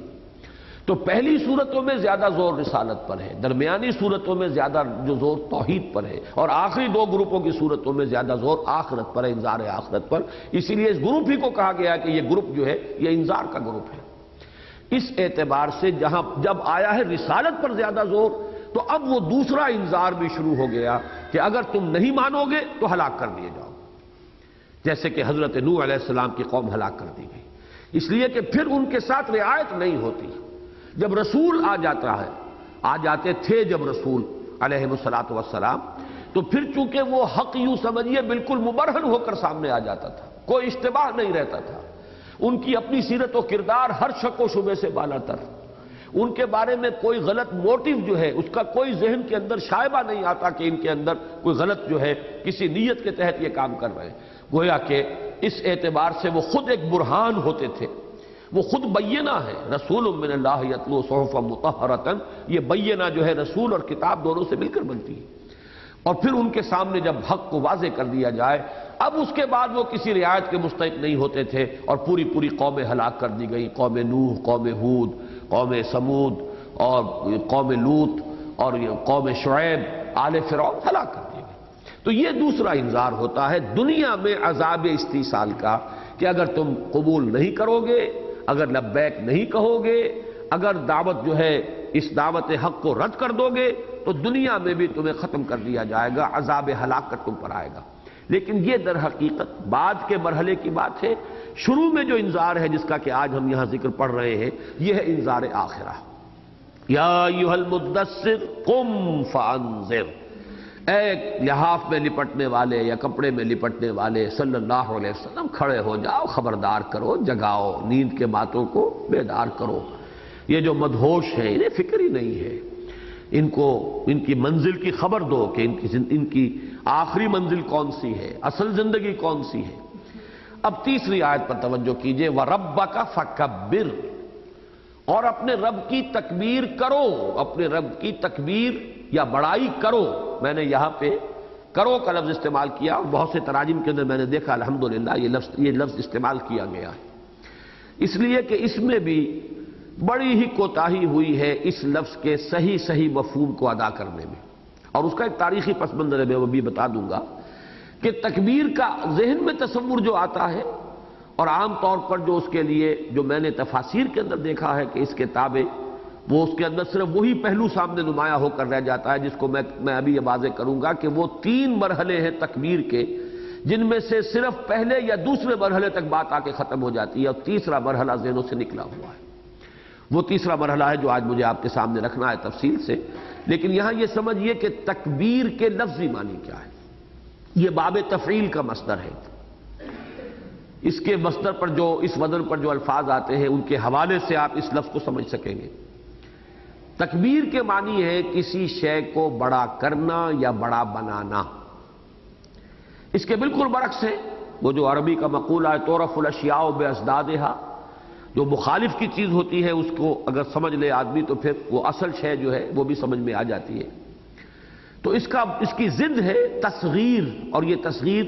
جس نے اردو گرامر بھی پڑھی ہے وہ بھی اس لفظ سے واقف ہے۔ اس میں تصغیر، تصغیر کے معنی کسی چیز کو چھوٹا کرنا یا چھوٹا بنانا۔ کتاب سے کتابچہ، یہ کتابچہ جو بن گیا ہے یہ گویا کہ تصغیر ہے۔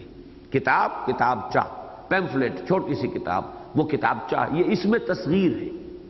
تو تصغیر کے معنی چھوٹا کرنا، چھوٹا بنانا۔ تکبیر کے معنی بڑا کرنا، بڑا بنانا۔ تسہیل مثلا تسہیل الاملاء، یہ اگر بچپن میں وہ لکھنا شروع کیا تھا، وہ ایک سلپ کی شکل میں کاپی ہوتی تھی، اس کے اوپر قلم پھیر رہے ہیں، تسہیل الاملاء، آسان بنانا، آسان کرنا۔ تسہیل کہتے ہیں آسان کرنا، آسان بنانا۔ پھر باب تفعیل کا ایک خاصہ ہے، اس کو ذہن میں رکھیے کہ یہ کام ہوتا ہے تدریجاً، تھوڑا تھوڑا کر کے، ایک دم نہیں ہو جاتا۔ اس کے لیے پہم، مسلسل، درجہ بدرجہ کوشش، محنت جو ہے وہ لازم ہوتی ہے، جس کو کہ بارہا میں نے بیان کیا ہے کہ ایک ہے انزال، ایک ہے تنزیل۔ انزال کے معنی دفعتاً کسی شے کو اتار دینا، تنزیل تھوڑا تھوڑا کر کے اتارنا۔ چنانچہ وہ آیہ مبارکہ جو سورہ نساء میں ہے، بہت اہم آیات میں سے قرآن مجید کی، جس سے واضح ہو جاتا ہے کہ ایمان کے 2 درجے ہیں بالکل علیحدہ علیحدہ۔ یا ایھا الذین آمنوا آمنوا باللہ ورسولہ والکتاب الذی نزل علی رسولہ والکتاب الذی انزل من قبل۔ ایک ہی آیت میں یہ دونوں الفاظ آ گئے۔ اہل ایمان ایمان لاؤ اللہ پر اور اس کے رسول پر صلی اللہ علیہ وسلم، اور اس کتاب پر بھی جو اس نے اپنے رسول پر نازل فرمائی ہے بصورت تنزیل، اور اس کتاب پر بھی جو اس نے پہلے نازل کی تھی بصورت انزال۔ تورات چونکہ دفعتاً حضرت موسیٰ علیہ السلام کو دے دی گئی، تو الواح پر لکھی ہوئی تھی، کوہ طور پر وہ الواح آپ کے حوالے کر دی گئی، پوری کی پوری کتاب گویا کہ آپ کو مل گئی، لہذا وہاں انزال ہے، ایک دم اتار دیا گیا۔ اور حضور صلی اللہ علیہ وسلم کو قرآن مجید 23 برس میں یا 22 برس میں، اگر آپ قمری حساب کریں گے تو وہ 23 بن جائیں گے، ورنہ یہ کہ 22 برس لگ بھگ ہے۔ 610 میں وہی شروع ہوئی ہے، 632 میں حضور کا انتقال ہو گیا۔ تو 22 برس میں رفتہ رفتہ، درجہ بدرجہ، تدریجاً، تھوڑا تھوڑا کر کے، نجمن قرآن مجید نازل ہوا، یہ تنزیل ہے۔ اسی طریقے سے اعلام اور تعلیم، اعلام کسی کو کوئی بات بتا دینا، خبردار کر دینا، بس یہ بات ہے۔ اس کے بعد اس نے سمجھا نہیں سمجھا اس سے آپ کو غرض نہیں، لیکن یہ کہ تعلیم کسے کہتے ہیں؟ کسی کو اچھی طرح بات سمجھانا، اس کے دماغ میں اتارنا، جائزہ لینا سمجھا کہ نہیں سمجھا ہے، پچھلا سبق سننا اور پھر آگے سبق دینا، درجہ بدرجہ، یہ تعلیم ہے۔ تو جو فرق اعلام اور تعلیم میں ہے، جو انزال اور تنزیل میں ہے، اس کو ذہن میں رکھیے کہ یہ خاصہ ہے باب تفعیل کا۔ اب سمجھیے کہ ربک فکبر کے معنی ہوں گے اپنے رب کو بڑا کرو، بڑا کرو اور بڑا کرو اور بڑا کرو، اور یہ مسلسل کرنا ہوگا۔ اسی میں ایک لفظ جو ہے توحید، اس کو ذہن میں لائیے۔ توحید بھی باب تفعیل ہے، یہ ہم نے اسے ایک سمجھا ہوا، بس ایک لفظ کی حیثیت سے ہمارا وہ ایک اصطلاح بن گئی ہے، لیکن ایک خطبے میں حضور نے جب اس لفظ کو استعمال کیا، یا ایھا الناس وحدوا اللہ فإن التوحید راس الطاعات، توحید یہاں پر وحدو کے شکل میں جب آیا ہے فعل امر، کہ توحید مسلسل اپنے اس توحید کا ادراک، اس کا شعور وہ آپ کے ذہن کے اندر آئے، اس کا صحیح آپ کو ادراک ہو جائے، پھر آپ اس کا اعلان بھی کریں، پھر اس کے عملی تقاضوں کو بھی پورا کریں۔ توحید عملی میری ایک پوری کتاب ہے، جب ہم سورہ زمر اور سورہ مومن اور سورہ حامیم سجدہ اور سورہ شورى پڑھ رہے تھے، میں نے یہ بحث کی تھی کہ توحید عملی یہاں پر آئی ہے زیر بحث، کہ توحید عملی یہ ہے توحید عقیدے کی تو یہ ہے کہ مان لیا اللہ ایک ہے، اس کی صفات میں کوئی اس کا برابر نہیں، کوئی ساجی نہیں، لا مثل لہ ولا مثال لہ ولا مثیل لہ ولا ضد لہ ولا ند لہ ولا کفو لہ، سارے بات کہہ دی، یہ تو کہہ دی نا آپ نے۔ اب اس کی ریئلائزیشن ہے اندر آپ کے دل میں، واقعتاً ایک کہہ دینا ہے، ایک اس کو اپنے شعور میں، اپنے قلب کی گہرائیوں میں ریئلائز کرنا ہے۔ پھر اگلا مرحلہ آتا ہے عملاً، پھر اسی ایک اللہ کا بندہ بن جانا۔ جب اس کو مانا ہے تو اب تمہارا کوئی عمل اس کی مرضی کے خلاف نہ ہو، تمہارے اعضاء و جوارح میں کوئی حرکت جو ہے پیدا نہ ہو اس کی منشا کے خلاف، تمہارا قدم نہ اٹھے اس راستے پر چلنے کے لیے کہ جس راستے پر چلنے سے اس نے روک دیا ہو، تمہاری زبان نہ کھلے وہ لفظ نکالنے کے لیے کہ جس کا نکلنا اس کو پسند نہ۔ یہ توحید عملی ہوئی، عبادت، بندگی، ایک ہی رب کی اطاعت اور بندگی میں اپنے پورے وجود کو، اپنی پوری شخصیت کو دے دینا۔ اور اسی کی پھر آخری منزل ہے، وہ ہے کہ ایک ہی رب کا نظام قائم ہو جائے۔ یہ اجتماعی سطح پر توحید عملی ہوگی، جو اس 20ویں صدی میں اللہ تعالیٰ نے پاکستان کو یہ توفیق دی تھی، اگرچہ ابھی تک اس کا کوئی نتیجہ برآمد نہیں ہوا ہے، ہو سکتا ہے کہ دیر میں کوئی بات اچھی نکلی آئے، ہمیں امید رکھنی چاہیے۔ حالات تو اگرچہ دن بدن زیادہ ناگفتبے اور زیادہ خراب ہو رہے ہیں، لیکن یہ کہ پیوستہ رہ شجر سے امیدیں باہر رکھ۔ لیکن یہ کہ جب ہمارے ہاں قرارداد مقاصد پاس ہوئی تھی تو واقعہ یہ ہے کہ 20ویں صدی میں یہ معجزے سے کم بات نہیں تھی کہ اس 20ویں صدی کے وسط میں ایک قوم نے یہ اقرار کیا کہ ہمارا معبود اور ہمارا حاکم اللہ ہے، حاکمیت اللہ کی، ہمیں جو بھی اختیار حاصل ہے وہ ہمارا ذاتی نہیں ہے، ڈیلیگیٹڈ اتھارٹی ہے، اللہ کی طرف سے دی ہوئی ہے، اور ہم اسے اللہ کی معین کردہ حدود کے اندر استعمال کریں گے۔ یہ ایک بہت بڑی بات تھی۔ یہ اگر اس کو عملاً اس کا تقاضا پورا کر دیا جائے کہ پورا اجتماعی نظام واقعتاً اللہ کے دین کے تابع ہو جائے، یہ توحید عملی ہوگی۔ اب اسی پر قیاس کیجئے تکبیر کے بھی 3 مرحلے ہوں گے۔ پہلے تو شعور اور ادراک میں ہو کہ اللہ بڑا ہے، سب سے بڑا ہے، اللہ اکبر، یہ انسان کو اس کی ریئلائزیشن ہو اپنے اندر، اس کی عظمت کا نقش واقعتاً قائم ہو گیا ہو۔ یہ نہیں بس صرف زبان سے جو ہے وہ ایک زور سے آواز نکال کے نعرہ تکبیر اللہ اکبر کہہ دیا، بلکہ یہ ہے کہ اس کا جتنا گہرا شعور ہوگا، اللہ ہی سب سے بڑا ہے، تمام اسباب اس کے تابع ہیں، کوئی پتہ اس کی مرضی کے بغیر جنبش نہیں کر سکتا، پوری کائنات پر ثم استوى علی العرش، وہ تخت حکومت پر متمکن ہے، اس کی بادشاہی پوری کائنات پر عملاً قائم ہے۔ یہ تو صرف یوں سمجھیے کہ عالم انسانیت ہے، یا وہ جنوں کا عالم ہے کہ جس میں کوئی فساد ہے اور کوئی اس کے اندر سرکشی ہے، ورنہ یہ پوری کائنات، اس کی پہنائیوں کا ہم تصور نہیں کر سکتے۔ وہ تو سب لہو اسلم من فی السماوات والارض طوعا وکرہا، اس کے سامنے تو سربسجود ہیں، اور اس کے حکم کے سامنے جو ہے سر تسلیم خم کیے ہوئے ہیں، جو بھی ہیں آسمانوں میں اور زمین میں، خواہ وہ اپنی مرضی سے اور پسند سے اور خواہ مجبوری سے، اس کی حکومت تو پوری کائنات پر پھیلی ہوئی ہے۔ تو یہ عظمت کا نقش قائم ہو، اللہ کی کبریائی کا واقعتاً ہمیں اپنے قلب کی گہرائیوں کے اندر ایک ادراک اور شعور ہو، یہ پہلا مرحلہ ہے۔ اس کی کوشش کرنی پڑے گی، اس کے لیے اپنے ذہن، اپنے شعور کی ایک تربیت کرنی ہوگی۔ نمبر 2، اس کا اقرار اور اعلان۔ یہ اقرار اور اعلان اور اعتراف کہ آپ کہیں اللہ اکبر، یہ گویا کہ تکبیر ظاہر کے اندر اب پہلا قدم ہوا۔ ایک تکبیر باطنی ہے، آپ کے قلب میں، آپ کے شعور میں، آپ کے احساسات میں اللہ کی کبریائی کا نقش قائم ہو گیا، کل نقش فی الحجر، جیسے کہ پتھر پر لکیر ہوتی ہے۔ پھر وہ ہے اس کا ظہور، اب اللہ اکبر کہنا بھی یقیناً تکبیر ہے۔ یہ جو ہم کہتے ہیں اللہ اکبر، یہ بھی یقیناً تکبیر رب ہے، اس میں کوئی شک نہیں ہے۔ لیکن اب اس کا تیسرا مرحلہ ہے، ہمارے ذہنوں میں صرف یہ پہلا بیٹھا ہوا ہے، تکبیر اللہ اکبر کہنا، اسے ریپیٹ کرنا، اللہ اکبر اللہ اکبر اللہ اکبر اللہ اکبر۔ میں ان چیزوں کی نفی نہیں کرتا، ان کا فائدہ ہے اپنی جگہ پر، یہ بھی ایک ذکر کی شکل ہے۔ جو وقت اس میں لگتا ہے وہ یقیناً جو ہے اس کا ایک یعنی اجر و ثواب انسان کو ملے گا کہ اس نے اپنا وقت اس پر لگایا ہے۔ پھر یہ کہ ایک کچھ نہ کچھ شعور کے اندر یہ بات اترتی ہے، ذرا سا بھی اگر انسان سوچ سمجھ کر یہ الفاظ کہہ رہا اللہ اکبر اللہ اکبر اللہ اکبر، تو یہی وہ چیز ہوگی کہ جو اسے اپنے باطن کے اندر تکبیر کے ریئلائز کرنے کی مدد دے گی۔ لیکن یہ ہے کہ یہ تکبیر اللہ اکبر کہنا ہی صرف ذہن میں رہ جائے، نہ تو یہ اندر کی تکبیر جو ہے خود اپنے شعور اور ادراک اور احساس کے اندر، اور نہ پھر تیسرا مرحلہ وہ تو ذہنوں سے بالکل نکل گیا کہ تکبیر کے معنی یہ بھی ہے جس کو کہ بعد میں کہا گیا اللہ کے دین کو قائم کرو، اللہ کے دین کو غالب کرو، لِتَكُونَ کلمۃ اللہ العلیٰ، وہ صورت پیدا کرو کہ اللہ کا کلمہ سب سے بلند ہو جائے، اللہ کے حکم کے سامنے کسی کی گردن اکڑی نہ رہ جائے، اللہ کی مرضی کے سامنے کوئی اور اپنی مرضی چلانے والا نہ رہے۔ اگر یہ نہیں ہے تو پھر تکبیر عملاً تو نہیں ہو رہی۔ یہ تکبیر تو صرف قولی تکبیر ہے، یہ تکبیر صرف عقیدے کی تکبیر ہے، عمل میں، حقیقت میں، واقعات کی دنیا میں تو کسی اور کا سکہ چل رہا ہے، کسی اور کی مرضی کے اوپر نظام چل رہا ہے۔ یا تو لوگوں نے کہا ہے کہ ہم خود اپنے معاملات کے مالک ہیں اور ہم جو چاہیں گے قانون بنائیں گے،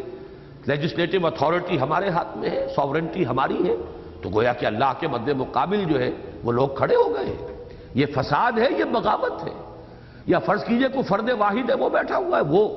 کوس لمن الملک بجا رہا ہے کہ میرے ہاتھ میں اختیار ہے، میں جو چاہوں فیصلہ کروں، الیس لی ملک مصر وہذہ الانہار تجری من تحتی، جیسے فرعون نے کہا تھا کیا میرا نہیں ہے یہ جو بادشاہی ہے مصر کی، وہ میرے ہاتھ میں نہیں ہے؟ کیا یہ سارا آبپاشی کا نظام میرے کنٹرول میں نہیں ہے؟ جس کو چاہوں پانی دوں، جس کو چاہوں نہ دوں، یہ سارا اختیار میرے ہاتھ میں، لہذا میرا حکم چلے گا۔ تو یہ ایک فرد کی حاکمیت سے لے کر اور جمہور کی حاکمیت تک، یہ سب در حقیقت اللہ کے ند، اللہ کے ضد، اللہ کے مد مقابل، اللہ کو چیلنج کرنے والے بن کر کھڑے ہو جاتے ہیں۔ اور اگر بالفعل انہی کا سکہ رواں ہے تو اللہ بڑا کہاں ہے؟ اللہ تو صرف مسجد کی چار دیواری میں شاید بڑا ہے، وہاں بھی اکثر و بیشتر اللہ کی بڑائی نہیں ہوتی، چودھریوں کی بڑائی ہوتی ہے، وہ بیچارے امام کی بھی کوئی حیثیت نہیں ہوتی، وہ تو جو منتظمین ہیں اور جو تنخواہیں دیتے ہیں وہ ان کا سکہ چل رہا ہوتا ہے۔ تو یہ جو ہے کہ بالفعل اللہ کی کبریائی نافذ، تنفیذ اور تعمیل کبریائی، ایک ہے ادراک اور شعور اللہ کی کبریائی کا، آپ کے احساسات، آپ کے ذہن، آپ کے شعور، آپ کے سوچ، اس کے اندر پیوست ہو چکی ہو اللہ کی عظمت، اللہ کی کبریائی کا نقش۔ نمبر 2 اس کا اعلان ہے، زبان سے کہنا، اس کی تکرار بھی ہے، اس کا نعرہ بھی ہے، اس کو بلند آواز سے بھی کہنا ہے، اور اس کو خاموشی سے بیٹھ کر بھی اس کی مالا بھی جپیے، کوئی حرج نہیں ہے، اس کا بھی فائدہ ہے۔ لیکن یہ کہ اصل شے وہ ہے تکبیر، عملی تکبیر، یعنی اس تکبیر یا اس کبریائی رب کی تنفیذ اور اس کی تعمیر، وہ نظام برپا کیا جائے کہ جس نظام میں واقعتاً اللہ اکبر ہو جائے، اللہ ہی سب سے بڑا، اس کے سامنے کسی کی بات، اس کی مرضی کے سامنے کسی کی مرضی، اس کے حکم کے سامنے کسی کا حکم، اس کی منشا و مشیت کے سامنے کسی اور کی خواہش، وہ پرے کاہ کے برابر وقت نہ رکھتی ہو۔ جب تک یہ بات نہیں ہوتی تکبیر کہاں ہوئی؟ گویا کہ در حقیقت یوں سمجھیے ان 3 آیات میں حضور صلی اللہ علیہ وسلم کی سیرت کا پورا ملخص آ گیا۔ اے محمد صلی اللہ علیہ وسلم، اب اس غور و فکر کے دور سے نکل گئے، اب سوچ بچار کے مرحلے کو ختم کیجیے، کھڑے ہو جائیے، کھڑے ہو کر نقطہ آغاز کیا ہوگا، دعوت کی اساس کیا ہوگی، بنیادی بات کیا ہوگی، انذار آخرت، قم فانذر۔ لیکن یہ کہ آپ نے سفر شروع کیا ہے، سفر میں پہلا قدم رکھ دیا ہے، یہ بھی معلوم ہونا چاہیے ہدف کیا ہے، جانا کہاں ہے، منزل کیا ہے۔ ایک تو وہ منزل آخرت ہے، ایک یہ کہ اس دنیا میں آپ کا مشن کیا ہے، آپ کیا فرض منصبی کیا ہے، آپ کو کہاں تک جانا ہے۔ یہی وجہ ہے کہ میں نے مولانا امین حسن اصلاحی صاحب اور مولانا حمید الدین فراہی رحمہ اللہ کی اس رائے کے ساتھ، میری رائے پہلے سے بھی تھی اور اب ان حضرات کی رائے بھی علم میں آئی ہے تو میں نے اس کا بھی حوالہ دیا ہے کہ مجھے اس سے پورا اتفاق ہے کہ وہ جو سورہ مزمل میں الفاظ آئے تھے انا سنلقی علیک قولا ثقیلا، ان قریب ہم آپ پر اے محمد بہت بھاری بات ڈالنے والے ہیں، اس کا مصداق یہی آیات ہے، اور اس میں اصل مصداق یہ آیت نمبر 3 ہے۔ اس لیے کہ محض زبانی کلامی دعوت جو ہے اس کو بھی لوگ برداشت کر لیتے ہیں، چلیے ٹھیک ہے کہتے رہے جو کہتے ہیں، اگر انہیں یہ معلوم ہو کہ he doesn't mean it، اگر وہ یہ سمجھے کہ ٹھیک ہے واز کہنے آیا تھا، واز کہہ گیا، ہمیں کچھ کڑوی کسیلی بھی سنا گیا، کوئی بات نہیں، لیکن اگر یہ معلوم ہو کہ نہیں، وہ ڈنکے کی چوٹ کھڑا ہو جائے کہ اب جو میں نے بات کہی ہے I mean it، میں اسے نافذ کرواؤں گا، میں عدل اور انصاف کا علمبردار بن کر آیا ہوں، مجھے حکم ہوا ہے، جیسے سورہ شورى میں آیا امرت لأعدل بینکم، کہہ دیجئے کہ میں صرف واعظ بن کر نہیں آیا، مجھے حکم ہوا تمہارے مابین عدل قائم کرو۔ یہ ہے اصل میں انما السبیل علی الذین یظلمون الناس ویبغون فی الارض بغیر الحق اولئک لهم عذاب علیم.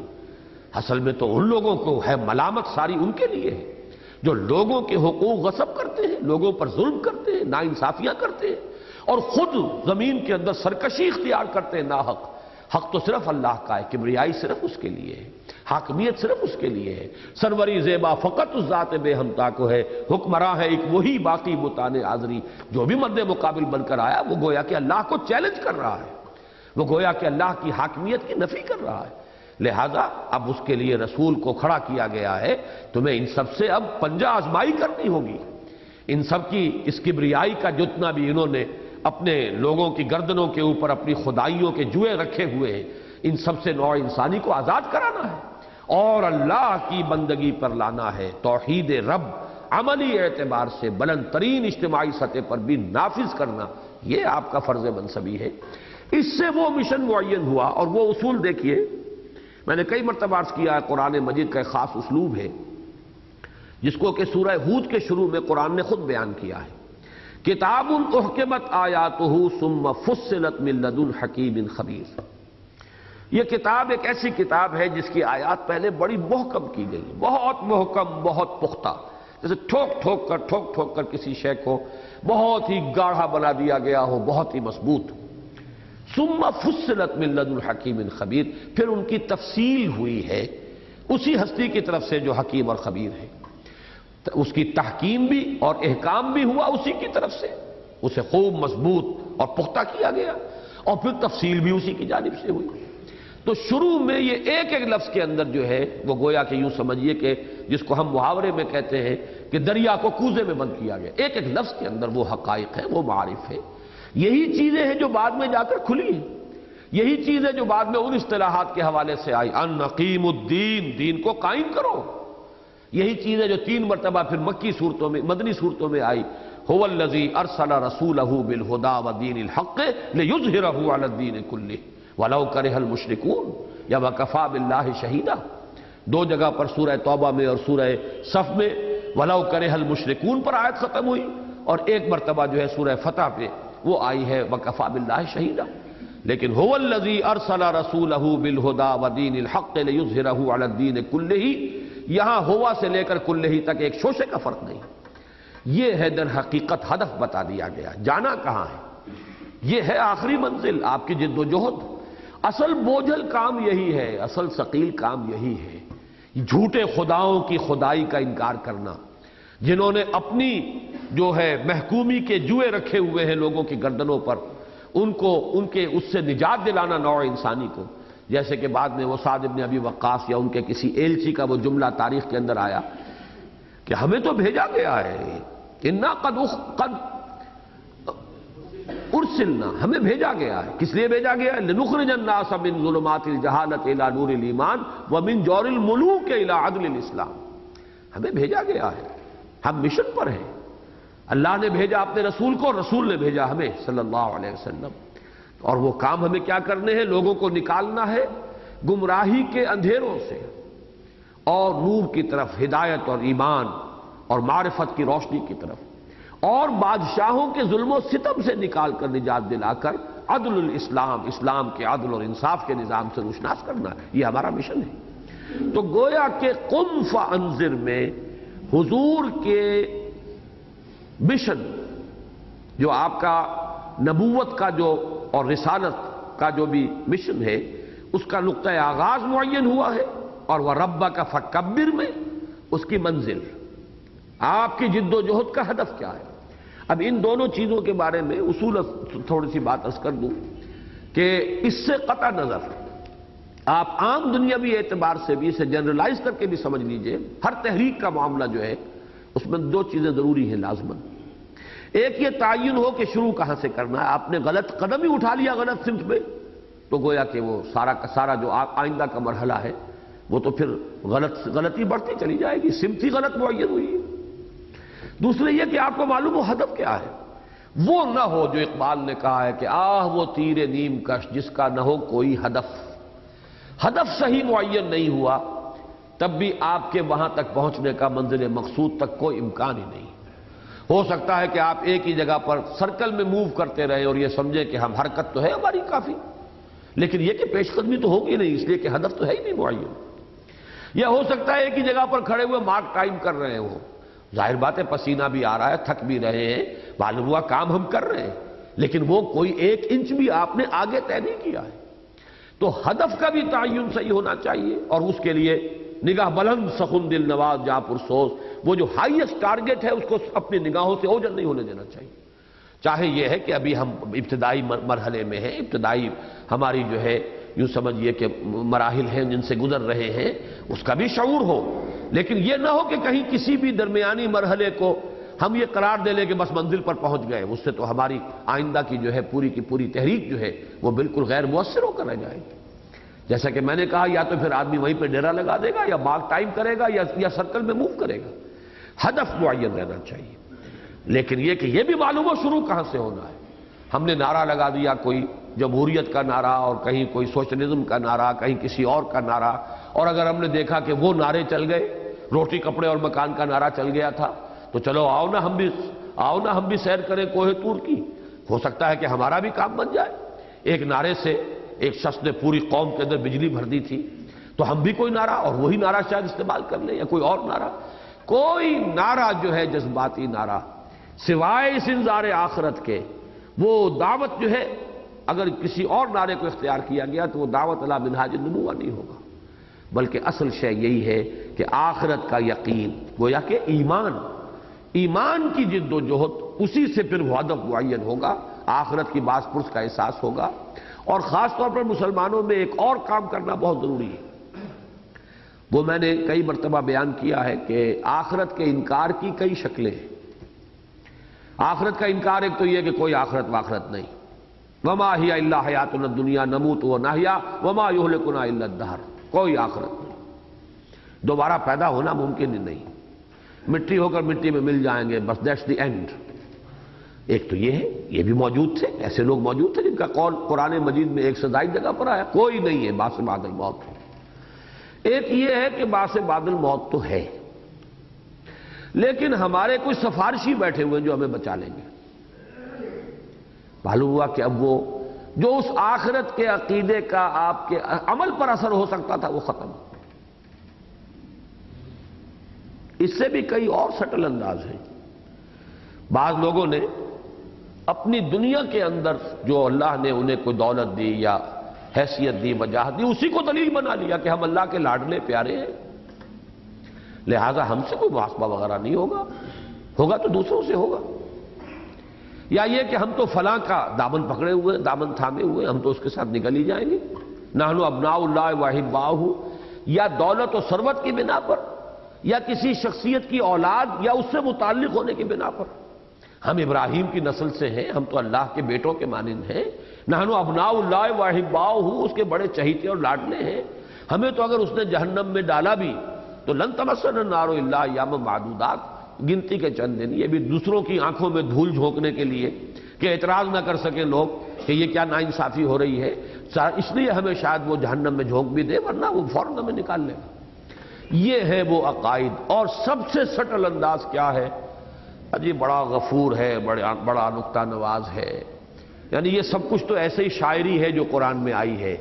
جہنم کی یہ ساری خبریں اور یہ دھمکیاں جو ہیں یہ صرف یہ شاعری ہے، کوئی الفاظی ہے، معاذ اللہ ثم معاذ اللہ، الفاظ چاہے یہ نہ کہیں لوگ، لیکن یہ سب سے سٹل انداز یہی ہے جو آخری پارے میں تو ایک سورت جو ہے اس کا مرکزی مضمون ہی ہے، یا ایھا الانسان ما غرک بربک الکریم الذی خلقک فسواک فعدلک فی ای صورۃ ما شاء رکبک کلا بل تکذبون بالدین۔ تم در حقیقت اس پردے میں کہ اللہ بڑا غفور ہے، بڑا رحیم ہے، تم در حقیقت جزا و سزا کا انکار کر رہے ہو۔ تو جزا و سزا کا انکار صرف یہی نہیں ہے کہ کوئی باس بعد الموت نہیں، کوئی حساب کتاب نہیں، وہ تو آپ درجہ بدرجہ آئیے تو اس کی بڑی چھپی ہوئی شکلیں ہیں، مخفی صورتیں ہیں، بڑے سٹل انداز ہے کہ جن میں آخرت کے فکر کو انسان اپنے ذہن سے نکال کر دور رکھ دیتا ہے۔ عقیدے کی ایک پوٹلی رہ جاتی ہے کہ ہاں آخرت ہے، لیکن اس کی کوئی فکر دامنگیر نہیں ہو سکتی۔ ان تمام چیزوں کا رد کر کے تبھی کہیں جا کر لوگوں کے اندر مسئولیت کا احساس اما من خاف مقام ربہ ونہى النفس عن الہوى، جب تک یہ کیفیت پیدا نہ ہو تو یوں سمجھیے کہ وہ سیدھے رخ پر وہ دعوت نہیں ہے۔ آپ نے بائی پاس کیا ہے، کوئی اور نعرہ لگا لیا ہے، کوئی کسی اور حوالے سے کسی اور چیز کو اپیل کر کے لوگوں کو جمع کر لیا ہے، تو ٹھیک ہے، دنیا میں سارے دھندے چل رہے ہیں۔ آخر کمیونسٹ ریولوشن بھی آتے ہیں، سیاسی انقلابات بھی آ جاتے ہیں، تبدیلیاں آتی رہتی ہیں، اس طرح کی کوئی تبدیلی آپ بھی لے آئیں گے۔ وہ تبدیلی نہیں ہوگی کہ جو رسولوں کے ذریعے سے آئی، وہ تبدیلی نہیں ہوگی جو محمد الرسول اللہ صلی اللہ علیہ وسلم کے ذریعے سے آئی، اس لیے کہ اس کے لیے نقطہ آغاز ہے انذار۔ لیکن اسی کے بالکل ہم وطن یہ معاملہ بھی اہم ہے، شروع تو یہاں سے کر دیا، لیکن یہ معلوم نہیں ہے کہ ہماری منزل وہ ہے، تو محض ایک تبلیغی انداز، اصلاحی انداز، واعظوں کا انداز، واعظ ہی کہتے پھر رہے ہیں، بس اسی میں محنت تو ہو رہی ہے، صلاحیت لگ رہی ہے، وقت لگ رہا ہے، اطمینان ہو رہا ہے۔ یہ وہی ہے سرکل میں موو کرنے والی بات، جب تک کہ یہ معین نہ ہو جائے جو تیسری آیت نے تعین کر دیا، جانا کہاں ہے؟ ربک فکبر، وہ رب کی کبریائی جس کو اقبال نے انتہائی خوبصورتی سے ان دو اشعار میں بیان کیا ہے، یا وسعت افلاق میں تکبیر مسلسل، یا خاک کی آغوش میں تسبیح و مناجات، سبحان اللہ سبحان اللہ، اور اسی میں اللہ اکبر بھی آ جاتا ہے، اللہ اکبر کی بھی تسبیح ہو رہی ہے۔ تو یہ تسبیح و مناجات جو ہے خاک کی آغوش میں، اس کے بارے میں، اور دوسرا ہے جو کنٹراسٹ ہے، یا وسعت افلاق میں تکبیر مسلسل، اللہ اکبر، یہ نعرہ، اور اس نعرے کو شعور کے ساتھ، اس احساس کے ساتھ، اس کا یہ ہدف معین کرتے ہوئے کہ یہ صرف تکبیر قولی نہیں بلکہ تکبیر عملی کرنی ہے، ہمیں اللہ کو واقعتاً بڑا بنانا ہے، بئی معنی کہ اس کی بڑائی نافذ ہو، اس کی بڑائی مانی جائے، اس کی کبریائی ایسرٹ کرے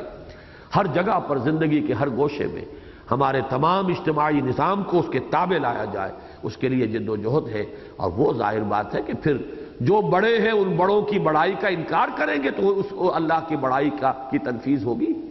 اور وہ جو بڑائی جنہوں نے یبغون فی الارض بغیر الحق، جس کا کہ سورہ شورى کے اندر نقشہ کھینچا گیا ہے، وہ کبھی ٹھنڈے پیٹوں تو نہیں لے سکتے اس کو، they can't take it lying down، وہ تو برداشت نہیں کریں گے، ان کے مفادات، ان کی سیادتیں، ان کی چودراہٹیں، ان کی مسندیں، ان کا اقتدار، ان کی قوت، ان کی مراعات جو انہیں ملی ہوئی ہے، ان سب کو چیلنج کرنا پڑے گا، تب جا کر کہیں وَرَبَّكَ فَكَبِّرْ۔ لہذا اصل میں وہ جو اِنَّا سَنُلْقِي عَلَيْكَ قَوْلًا ثَقِيلًا، ہم تو آپ پر ایک بہت بھاری بات ڈالنے والے ہیں ان قریب، در حقیقت اس کا ویسے تو مصداق کہیں گے تو یہ تینوں آیات اس کا مصداق ہے، لیکن میرے نزدیک سب سے بڑھ کر جو مصداق ہے وہ یہ تیسری آیت ہے وَرَبَّكَ فَكَبِّرْ۔ اس میں در حقیقت وہ ہدف اور یہ کہ الحمدللہ اللہ تعالیٰ نے حضور صلی اللہ علیہ وسلم کے دست مبارک سے اس تکمیلی مرحلے تک بات کو پہنچایا ہے۔ یقیناً اللہ کی مدد بھی شامل حال رہی ہے، لیکن اللہ کی مدد کا اپنا ایک نظام ہے، اپنی اس کی شرائط ہے۔ انسان سب کچھ اپنا لا کے میدان میں ڈال دے تب اللہ کی مدد آتی ہے۔ اپنے آپ کو بچا بچا کر رکھنا، اپنا وقت، اپنی صلاحیتیں، اپنی قوتیں، اپنا پیسہ اور دعا کرنا، تو لاکھ گڑ گڑا لیں آپ، اللہ تعالیٰ کی مدد نہیں آئے گی۔ ان تنصروا اللہ ینصرکم، اگر تم اللہ کی مدد کرو گے تو اللہ تمہاری مدد کرے گا۔ تم اپنا سب کچھ لا کے جھونک دو، ڈال دو، لگا دو، پھر اللہ سے مدد مانگو تو مدد آتی ہے۔ لیکن یہ کہ جب تک کہ انسان خود کمر نہ کس لے اور اس کے لیے وہ شرائط پوری نہ کر دے، مدد تو تب آتی ہے اللہ کی۔ قرآن مجید میں جو نقشے کھینچے گئے ہیں کہ جب رسول بھی اور ان کے ساتھی جب پکار اٹھتے تھے متى نصر اللہ وزلزلوا مستهم البأساء والضراء وزلزلوا حتى يقول الرسول والذين معه متى نصر الله الا ان نصر الله قریب۔ ان کو تکلیفیں آئیں، ان کو مصیبتیں آئیں، طرح طرح کی تکالیف کو انہوں نے جھیلا، یہاں تک کہ وہ ہلا دیے گئے، اور یہاں تک کہ پکار اٹھے وقت کے رسول اور ان کے ساتھی اہل ایمان اللہ کی مدد کب آئے گی، تب انہیں مژدہ سنایا گیا کہ اللہ کی مدد آیا چاہتی ہے، ان نصر اللہ قریب۔ وہ سارے مراحل طے کرنے کے بعد بہرحال یہ تین آیات، اب جو میں عرض کر رہا تھا کہ اس کا تیسرا حصہ نگاہوں سے اوجھل کیوں رہا، تفاسیر کو دیکھ جائیے، ان تفاسیر کے اندر اس تیسری بات کا ذکر نہیں ملتا۔ یہ تو ہے اللہ کی کبریائی، اللہ کی بڑائی بیان کرو، اللہ کی بڑائی بیان کرو، اللہ کی بڑائی بیان کرو، یہ بھی ہو گیا ہے کسی نے ذرا آگے بڑھ کر اور ڈنکے کی چوٹ کہو اور اس کو برملا کہو، یہ بھی بات ہے، لیکن یہ کہ یہ تیسری بات جو ہے ابھی تک، حالانکہ میرے نزدیک اس صدی کے اندر ایسی تحریکیں اٹھی ہے جنہوں نے بالفعل اس تصور کو اجاگر کر دیا ہے، لیکن ابھی تک قرآن مجید کے اندر اس تصور کے لیے جو مختلف اصطلاحات ہیں ان سب تک نگاہ نہیں گئی ہے۔ کسی کے سامنے وہ آیت تو آ گئی ہو الذی ارسل رسولہ بالہدی ودین الحق لیظہرہ علی الدین کلہ، اس کا مفہوم تو واضح ہو گیا کہ اللہ نے اپنے رسول کو بھیجا ہی اس لیے ہے الہدی اور دین حق دے کر تاکہ غالب کرے اسے کل کے کل نظام زندگی پر۔ یہاں یہ بات واضح ہو گئی۔ اسی طرح کچھ لوگوں کے سامنے مزید بڑھ کر وہ بات بھی واضح ہو گئی، ان اقیم الدین کا مطلب ہے اللہ کے دین کو قائم کرنا ان اٹس ٹوٹیلٹی، اپنے پورے تمام پہلوؤں کے ساتھ اور تمام اس کے جتنے بھی ایسپیکٹس ہیں دین قائم کیا جائے۔ لیکن میں یہ سمجھتا ہوں کہ اس میں ابھی تک ضرورت ہے کہ اس تصور کو سمجھ لیا جائے کہ اس کی جڑ جو بالکل آغاز میں ہے وہ یہ آیہ مبارکہ ہے۔ ذہنوں سے کیوں اوجھل ہوئی ہے؟ رفتہ رفتہ یہ چیزیں منکشف ہو رہی ہیں، اس لیے کہ آنکھ اوجھل پہاڑ اوجھل کا یہ محاورہ ہے قدیم۔ جب کوئی چیز جو ہے سامنے نہ رہے تو وہ ذہن سے بھی اوجھل ہو جاتی ہے۔ ہوا یہ ہے کہ وہ جو سیاسی کبریائی یا حکومت اور ریاست کی کبریائی تھی اللہ کی، وہ ہمارے ہاں بہت جلد ختم ہوئی خلافت راشدہ کے بعد۔ پھر بادشاہت شروع ہو گئی، جاگیرداریاں شروع ہو گئیں، نظام جو ہے وہ آ گیا، بڑائی جو ہے وہ لوگوں کے اندر، پھر محل شان و شوکت، شروع میں تو پھر بھی غنیمت تھی، بنو امیہ کے دور میں تو ابھی وہ شان و شوکت والی باتیں نہیں تھی، ابھی محل نہیں تھے، ان کی وہ بدویانہ سادگی جو ہے وہ سلامت تھی ابھی۔ لیکن جیسے جیسے بنو عباس کا دور آیا تو بڑے بڑے عالی شان محل بنے، اور پھر بنو امیہ نے بھی جہاں تک ان کی اس شاخ کا تعلق ہے جو اسپین میں گئے، انہوں نے بڑے بڑے محل بنایا، الحمرا بنایا اور یہ بنایا سب کچھ۔ نتیجہ یہ ہوا کہ یہ تصور ذہن سے اوجھل ہو گیا، دوسری بڑائیاں بالفعل سامنے آ گئی، اور ان بڑائیوں نے اگرچہ ابتدا میں کوششیں ہوئی، حضرت حسین رضی اللہ تعالی عنہ، حضرت عبداللہ ابن زبیر رضی اللہ تعالی عنہما، حضرت زید رحمہ اللہ، حضرت نفس زکیہ رحمہ اللہ، انہوں نے کوششیں کی، ناکام ہو گئے۔ لہذا اس کے بعد سے ریکنسائل کر لیا گیا ذہناً کہ اب یہ معاملہ تو جیسے چل رہا ہے، اب تو یہ ہے کہ لوگوں کے اخلاق تو درست کرو، لوگوں کو صحیح دین کی تعلیم تو دے دو، لوگوں کے عقائد صحیح رکھو، لوگوں کے اندر آخرت کی طرف رجحان تو باقی رہے، لوگوں کے دلوں میں اللہ کی محبت تو ہو۔ یہ ساری چیزیں جو ہے ہمارے جتنے بھی مخلصین تھے، اتقیاء، صلحاء، صوفیاء، اولیاء اللہ، انہوں نے اس چھت کے نیچے تو سارا کام جاری رکھا ہے، لیکن وہ چھت جو ہے کبریائی کی، وہ جس کو کہ ابن خلدون نے کہا ہے، وہ یا تو کہیں عصبیت قبائلی پر، عصبیت قومی پر، کوئی نہ کوئی عصبیت جو ہے وہ بالا کر رہی ہے، سیاسی قوت کا مظہر کوئی عصبیت، کوئی ٹرائبل یا کوئی اور قومی قسم کی عصبیت جو ہے، نظام سیاسی جو ہے، نظام حکمرانی وہ اس کے بل پر قائم رہا۔ لہذا یہ چیزیں رفتہ رفتہ ذہن سے اوجھل ہو گئی کہ یہ بھی کبریائی، اللہ کی کبریائی کا جو مقام مقصود ہے، جو ہم سے مطلوب ہے، وہ تو یہ ہے کہ اللہ کی اس کبریائی، اس تکبیر کے لیے تن من دھن لگا دیں۔ ز نوری سجدمی خواہی، ز خاکی بے شذاں خواہی، اس خاکی انسان سے اللہ تعالیٰ نہ معلوم کیا کچھ چاہتا ہے، گردنیں کٹواؤ میری بادشاہی قائم کرنے کے لیے، اپنے اب تن من دھن لگا دو میری حکومت برقرار رکھنے کے لیے، یا اگر اس کو ہٹا دیا گیا ہے تو اس کو اثر نو استوار کرنے کے لیے۔ اور اس میں وہ حدیث اب سنا کر آج کا جو ہے اپنا بیان ختم کروں گا کہ حضرت ابو ہریرہ فرماتے ہیں، چونکہ انہوں نے جو چند صحابہ جنہوں نے بڑی طویل عمر پائی ہے حضور صلی اللہ علیہ وسلم کے انتقال کے بعد، اب انہوں نے ظاہر بات ہے کہ بنو امیہ کا دور دیکھا ہے، اس میں کچھ آثار شروع ہو چکے تھے، اس حکومت کی نئی بساط اور نیا نقشہ جو ہے شروع ہو چکا تھا، اگرچہ جیسا کہ میں نے عرض کیا بنو امیہ کی حد تک پھر بھی ابھی معاملہ بہت غنیمت تھا، وہ تو بعد میں شہنشاہیت کی اصل بساط جو ہے وہ تو در حقیقت بنو عباس میں بچھی، اور اس لیے کہ ان کی پشت پر اصل قوت تھی ایرانیوں کی، اور ایرانی جو ہے وہ تو شروع سے ان کا مزاج ہے شہنشاہیت والا، ان کا وہ ایک خاص ذہن، ان کا ایک یوں سمجھیے کہ مستقل نسل بعد نسل جو ایک مزاج بن چکا تھا، اس کے اندر تو وہی شہنشاہی کی شان و شوکت۔ لہذا جو بنو عباس کا دور حکومت جو ہے اس میں بہت جلد وہ چیزیں شامل ہو گئی، لیکن ابتدائی جو ہے اس کا ظاہر بات ہے بنو امیہ کے دور میں آ گیا تھا، تو حضرت ابو ہریرہ کی ایک حدیث ہے صحیح بخاری کے اندر، جس میں وہ یہ فرماتے ہیں کہ مجھے اپنے دوست سے صلی اللہ علیہ وسلم، حضور کی طرف اشارہ ہے، علم کے 2 برتن ملے۔ ایک برتن میں سے تو میں لوگوں کو سیراب کر رہا ہوں، پلا رہا ہوں، پہنچا رہا ہوں علم لوگوں تک، ان کی علمی تشنگی جو ہے اس کی سیری کا اور سیرابی کا اہتمام کر رہا ہوں، لیکن دوسرے برتن کا اگر میں منہ بھی کھول دوں تو میری گردن مار دی جائے گی۔ یہ اشارہ کیا، صرف الفاظ نہیں، یہ ہو جائے گا، جیسے ہمارے یہاں اشارہ ہوتا ہے پھر یہ ہوگا۔ وہ در حقیقت اس کو بعض لوگوں نے اس حدیث کو بلا کسی، میں سمجھتا ہوں کہ اساس کوئی بنیاد بنتی نہیں ہے، لیکن اس کو تصوف کی طرف جو ہے وہ پھیر دیا، اور تصوف کی بھی وہ شکل جس میں کہ جیسے منصور نے کہا، حلاج نے، انا الحق، وہ وحدت الوجود، اور وحدت الوجود کی بھی وہ دوسری غلط تعبیر، اور اس کا وہ انتہا انا الحق، جس سے پھر ظاہر بات ہے کہ منصور کو پھانسی دی گئی۔ تو لوگوں نے اس حدیث کا جوڑ وہاں میں، حالانکہ اس کے سرے سے کوئی آثار حضرت ابو ہریرہ رضی اللہ تعالیٰ عنہ کی حیات تک تو ظاہر بات ہے کوئی امکان ہی نہیں تھا، نہ تصور کا بھی وہ دور آیا تھا، نہ اس طرح کے وہ حلقے بنے تھے، نہ ابھی اس نے کسی انسٹیٹیوشن کی شکل اختیار کی تھی۔ پھر وہ فلسفیانہ چیزیں، فلسفہ وجود اور وحدت الوجود اور یہ چیزیں جو ہے، ان کا تو کہیں ابھی یوں سمجھیے کئی صدیوں کے بعد معاملہ شروع ہوا ہے۔ منصور حلاج کا معاملہ جو ہے کوئی اس وقت ہونے والا نہیں تھا، اسے ادھر رخ موڑ دیا اس کا، حالانکہ اس سے مراد یہی تھا کہ دین کا ایک پہلو تو وہ ہے کہ جو انفرادی زندگی ہے، نماز پڑھو، روزہ رکھو، تکبیر ہے، تسبیح ہے، تحمید ہے، طہارت کے قوانین ہیں،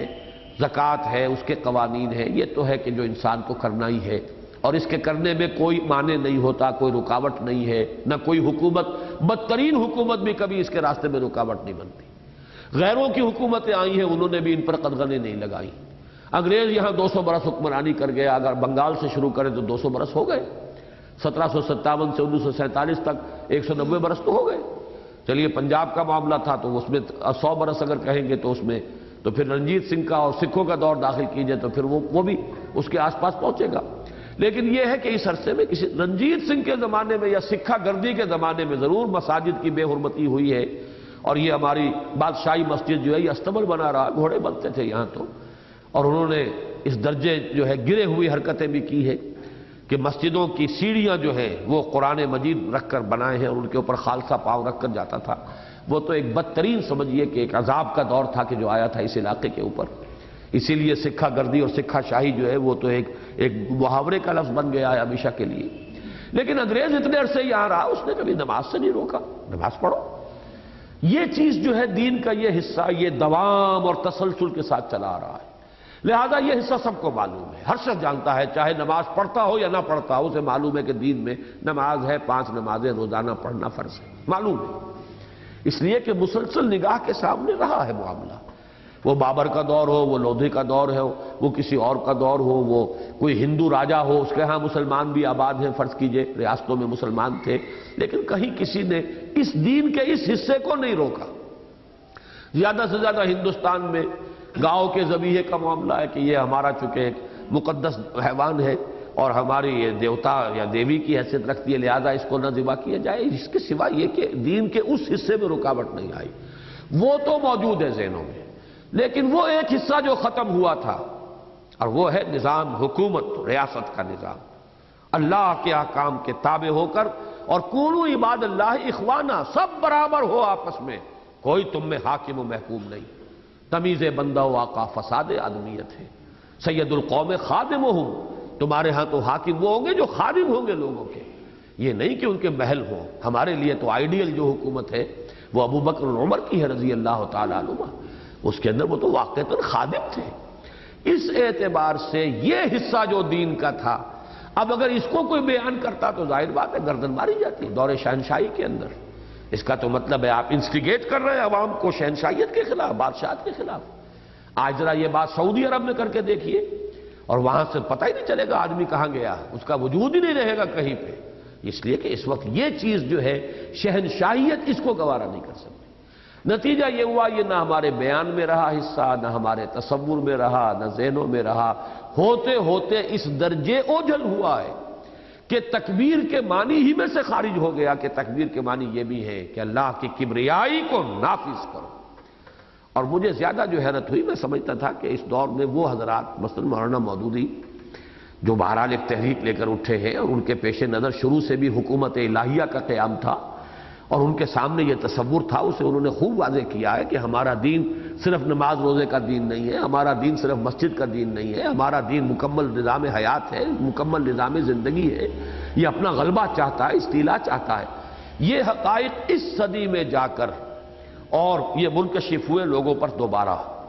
اور اس کی طرف ان تحریکوں نے توجہ دلائی ہے، اور ان تحریکوں نے اس کے سلسلے میں اپنے اپنے رنگ میں، اب کہیں آدمی غلطی کر جائے تو بات اور ہے، لیکن یہ کہ اپنے اپنے رنگ میں کوششیں کی ہیں۔ لیکن مجھے حیرت جو ہوئی اس بات پر ہوئی کہ یہاں پر تکبیر کے لفظ کے حوالے سے ان کا ذہن بھی منتقل نہیں ہوا، حالانکہ تصور ان کے ذہن میں وہ موجود تھا۔ لیکن میرے نزدیک یہ نوٹ کر لیجئے، یہ تینوں آیات اس اعتبار سے قرآن مجید کے اہم ترین آیات میں شمار کیے جانے کے قابل ہیں کہ ان میں حضور کا مشن، اس کی آخری منزل کہاں تک جانا ہے، اور نمبر 2 شروع کہاں سے کرنا ہے۔ یہ دونوں چیزیں معین ہو گئی، اول و آخر معین ہو جائے۔ آپ سوچ لیجئے کہ آپ کو ایک خط کھینچنا ہے، ایک لکیر کھینچنی ہے، اس کے یہ 2 نقطے معین ہو جائیں تو بڑا آسان معلوم ہو جائے کہ یہاں سے اسے شروع ہونا ہے اور یہاں اس کو لے کر جانا ہے۔ اب وہ سیدھا سوا سبیل یا صراط مستقیم یا صراط السوی، یہ 2 نقطوں کے مابین آپ کھینچ لیں گے۔ تو دونوں کی تعیین ہو گئی کہ کار رسالت اور فریضہ رسالت کا نقطہ آغاز ہے انذار، اور اس کا مقصود اس دنیا کے اندر اس جد و جہد کی آخری منزل تکبیر رب۔ وہ تکبیر شروع کہاں سے ہوگی؟ بندہ مومن کے قلب میں، اس کے احساسات میں، اس کے شعور میں اللہ کی عظمت اور کبریائی کا نقش قلب، یہ تکبیر ہے باطن میں۔ اس کے بعد اس کا اظہار، اعلان، نعرہ تکبیر بھی اس میں شامل ہے، اللہ اکبر، ڈنکے کی چوٹ برملا اس کا اعلان، اگر وہ شعور کے ساتھ ہے، اگر وہ اس فہم کے ساتھ ہے۔ ورنہ تو جیسا کہ میں نے بارہا کہا ہے، انگریز کی چھاونیوں میں بھی اذانیں ہوتی تھی، اللہ اکبر اللہ اکبر اللہ اکبر اللہ اکبر، لیکن انگریز کو کوئی تشویش نہیں ہوتی تھی، انہیں پتا تھا کہ مؤذن کو پتہ ہی نہیں میں کیا کہہ رہا ہوں۔ اگر اسے معلوم ہو کہ میں کیا کہہ رہا ہوں تو وہ تو کلمہ بغاوت ہے۔ بڑا تو انگریز تھا، قانون اس کا بالا تر، اختیار اس کا، باقی سارا اس کے نیچے تھا۔ یؤتوا الجزیۃ عن ید وہم صاغرون، اب مسلمان اس پوزیشن میں تھے کہ وہ اپنے پرسنل لا کے اندر نماز روزہ کر لیں، جو چاہیں کر لیں، باقی لا آف دی لینڈ وہ انگریز کا نظام فوجداری، قانون دیوانی، قانون فوجداری انگریز کا ہوگا۔ تو اصل میں تو اکبر وہ تھا، اللہ کہا تھا، لیکن یہ کہ چونکہ اس مؤذن کو بھی پتہ نہیں تھا کہ میں کہہ کیا رہا ہوں اور یہ کوئی اعلان بغاوت ہے، اس نے بھی پرواہ نہیں کی کہ یہ کیا کہہ رہا ہے۔ لیکن اگر یہ کہ وہ اس شعور کے ساتھ ہو، اسی لیے تو اقبال کا وہ شعر جو ہے بڑے پیارے شعر ہے، پرواز ہے دونوں کی اسی ایک فضا میں، کرگس کا جہاں اور ہے شاہی کا جہاں اور، الفاظ و معانی میں تفاوت نہیں لیکن ملا کی اذاں اور مجاہد کی اذاں اور۔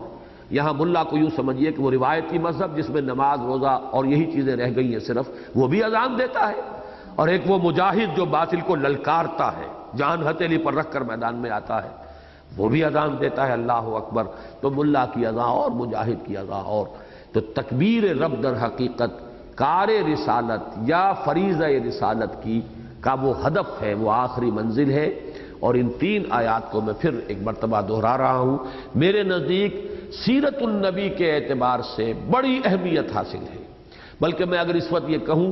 کہ در حقیقت جو پوری سورہ صف ہے، هو الذی ارسل رسولہ بالہدی ودین الحق لیظہرہ علی الدین کلہ، اس کی وہ مرکزی آیت ہے، وہ اسی ربک فکبر ہی کی تشریح ہے اور اسی کی توضیح پر مشتمل ہے، اس اصول کے عین مطابق کہ کتاب احکمت آیاتہ ثم فصلت من لدن حکیم خبیر، یہ کتاب ایسی ہے کہ اس کی آیات پہلے محکم کی گئی، پختہ کی گئی، پھر ان کی تفصیل ہوئی ہے اس ہستی کی جانب سے جو علیم اور خبیر ہے۔ بارک اللہ لی ولکم فی القرآن العظیم ونفعنی وإیاکم بالآیات والذکر الحکیم۔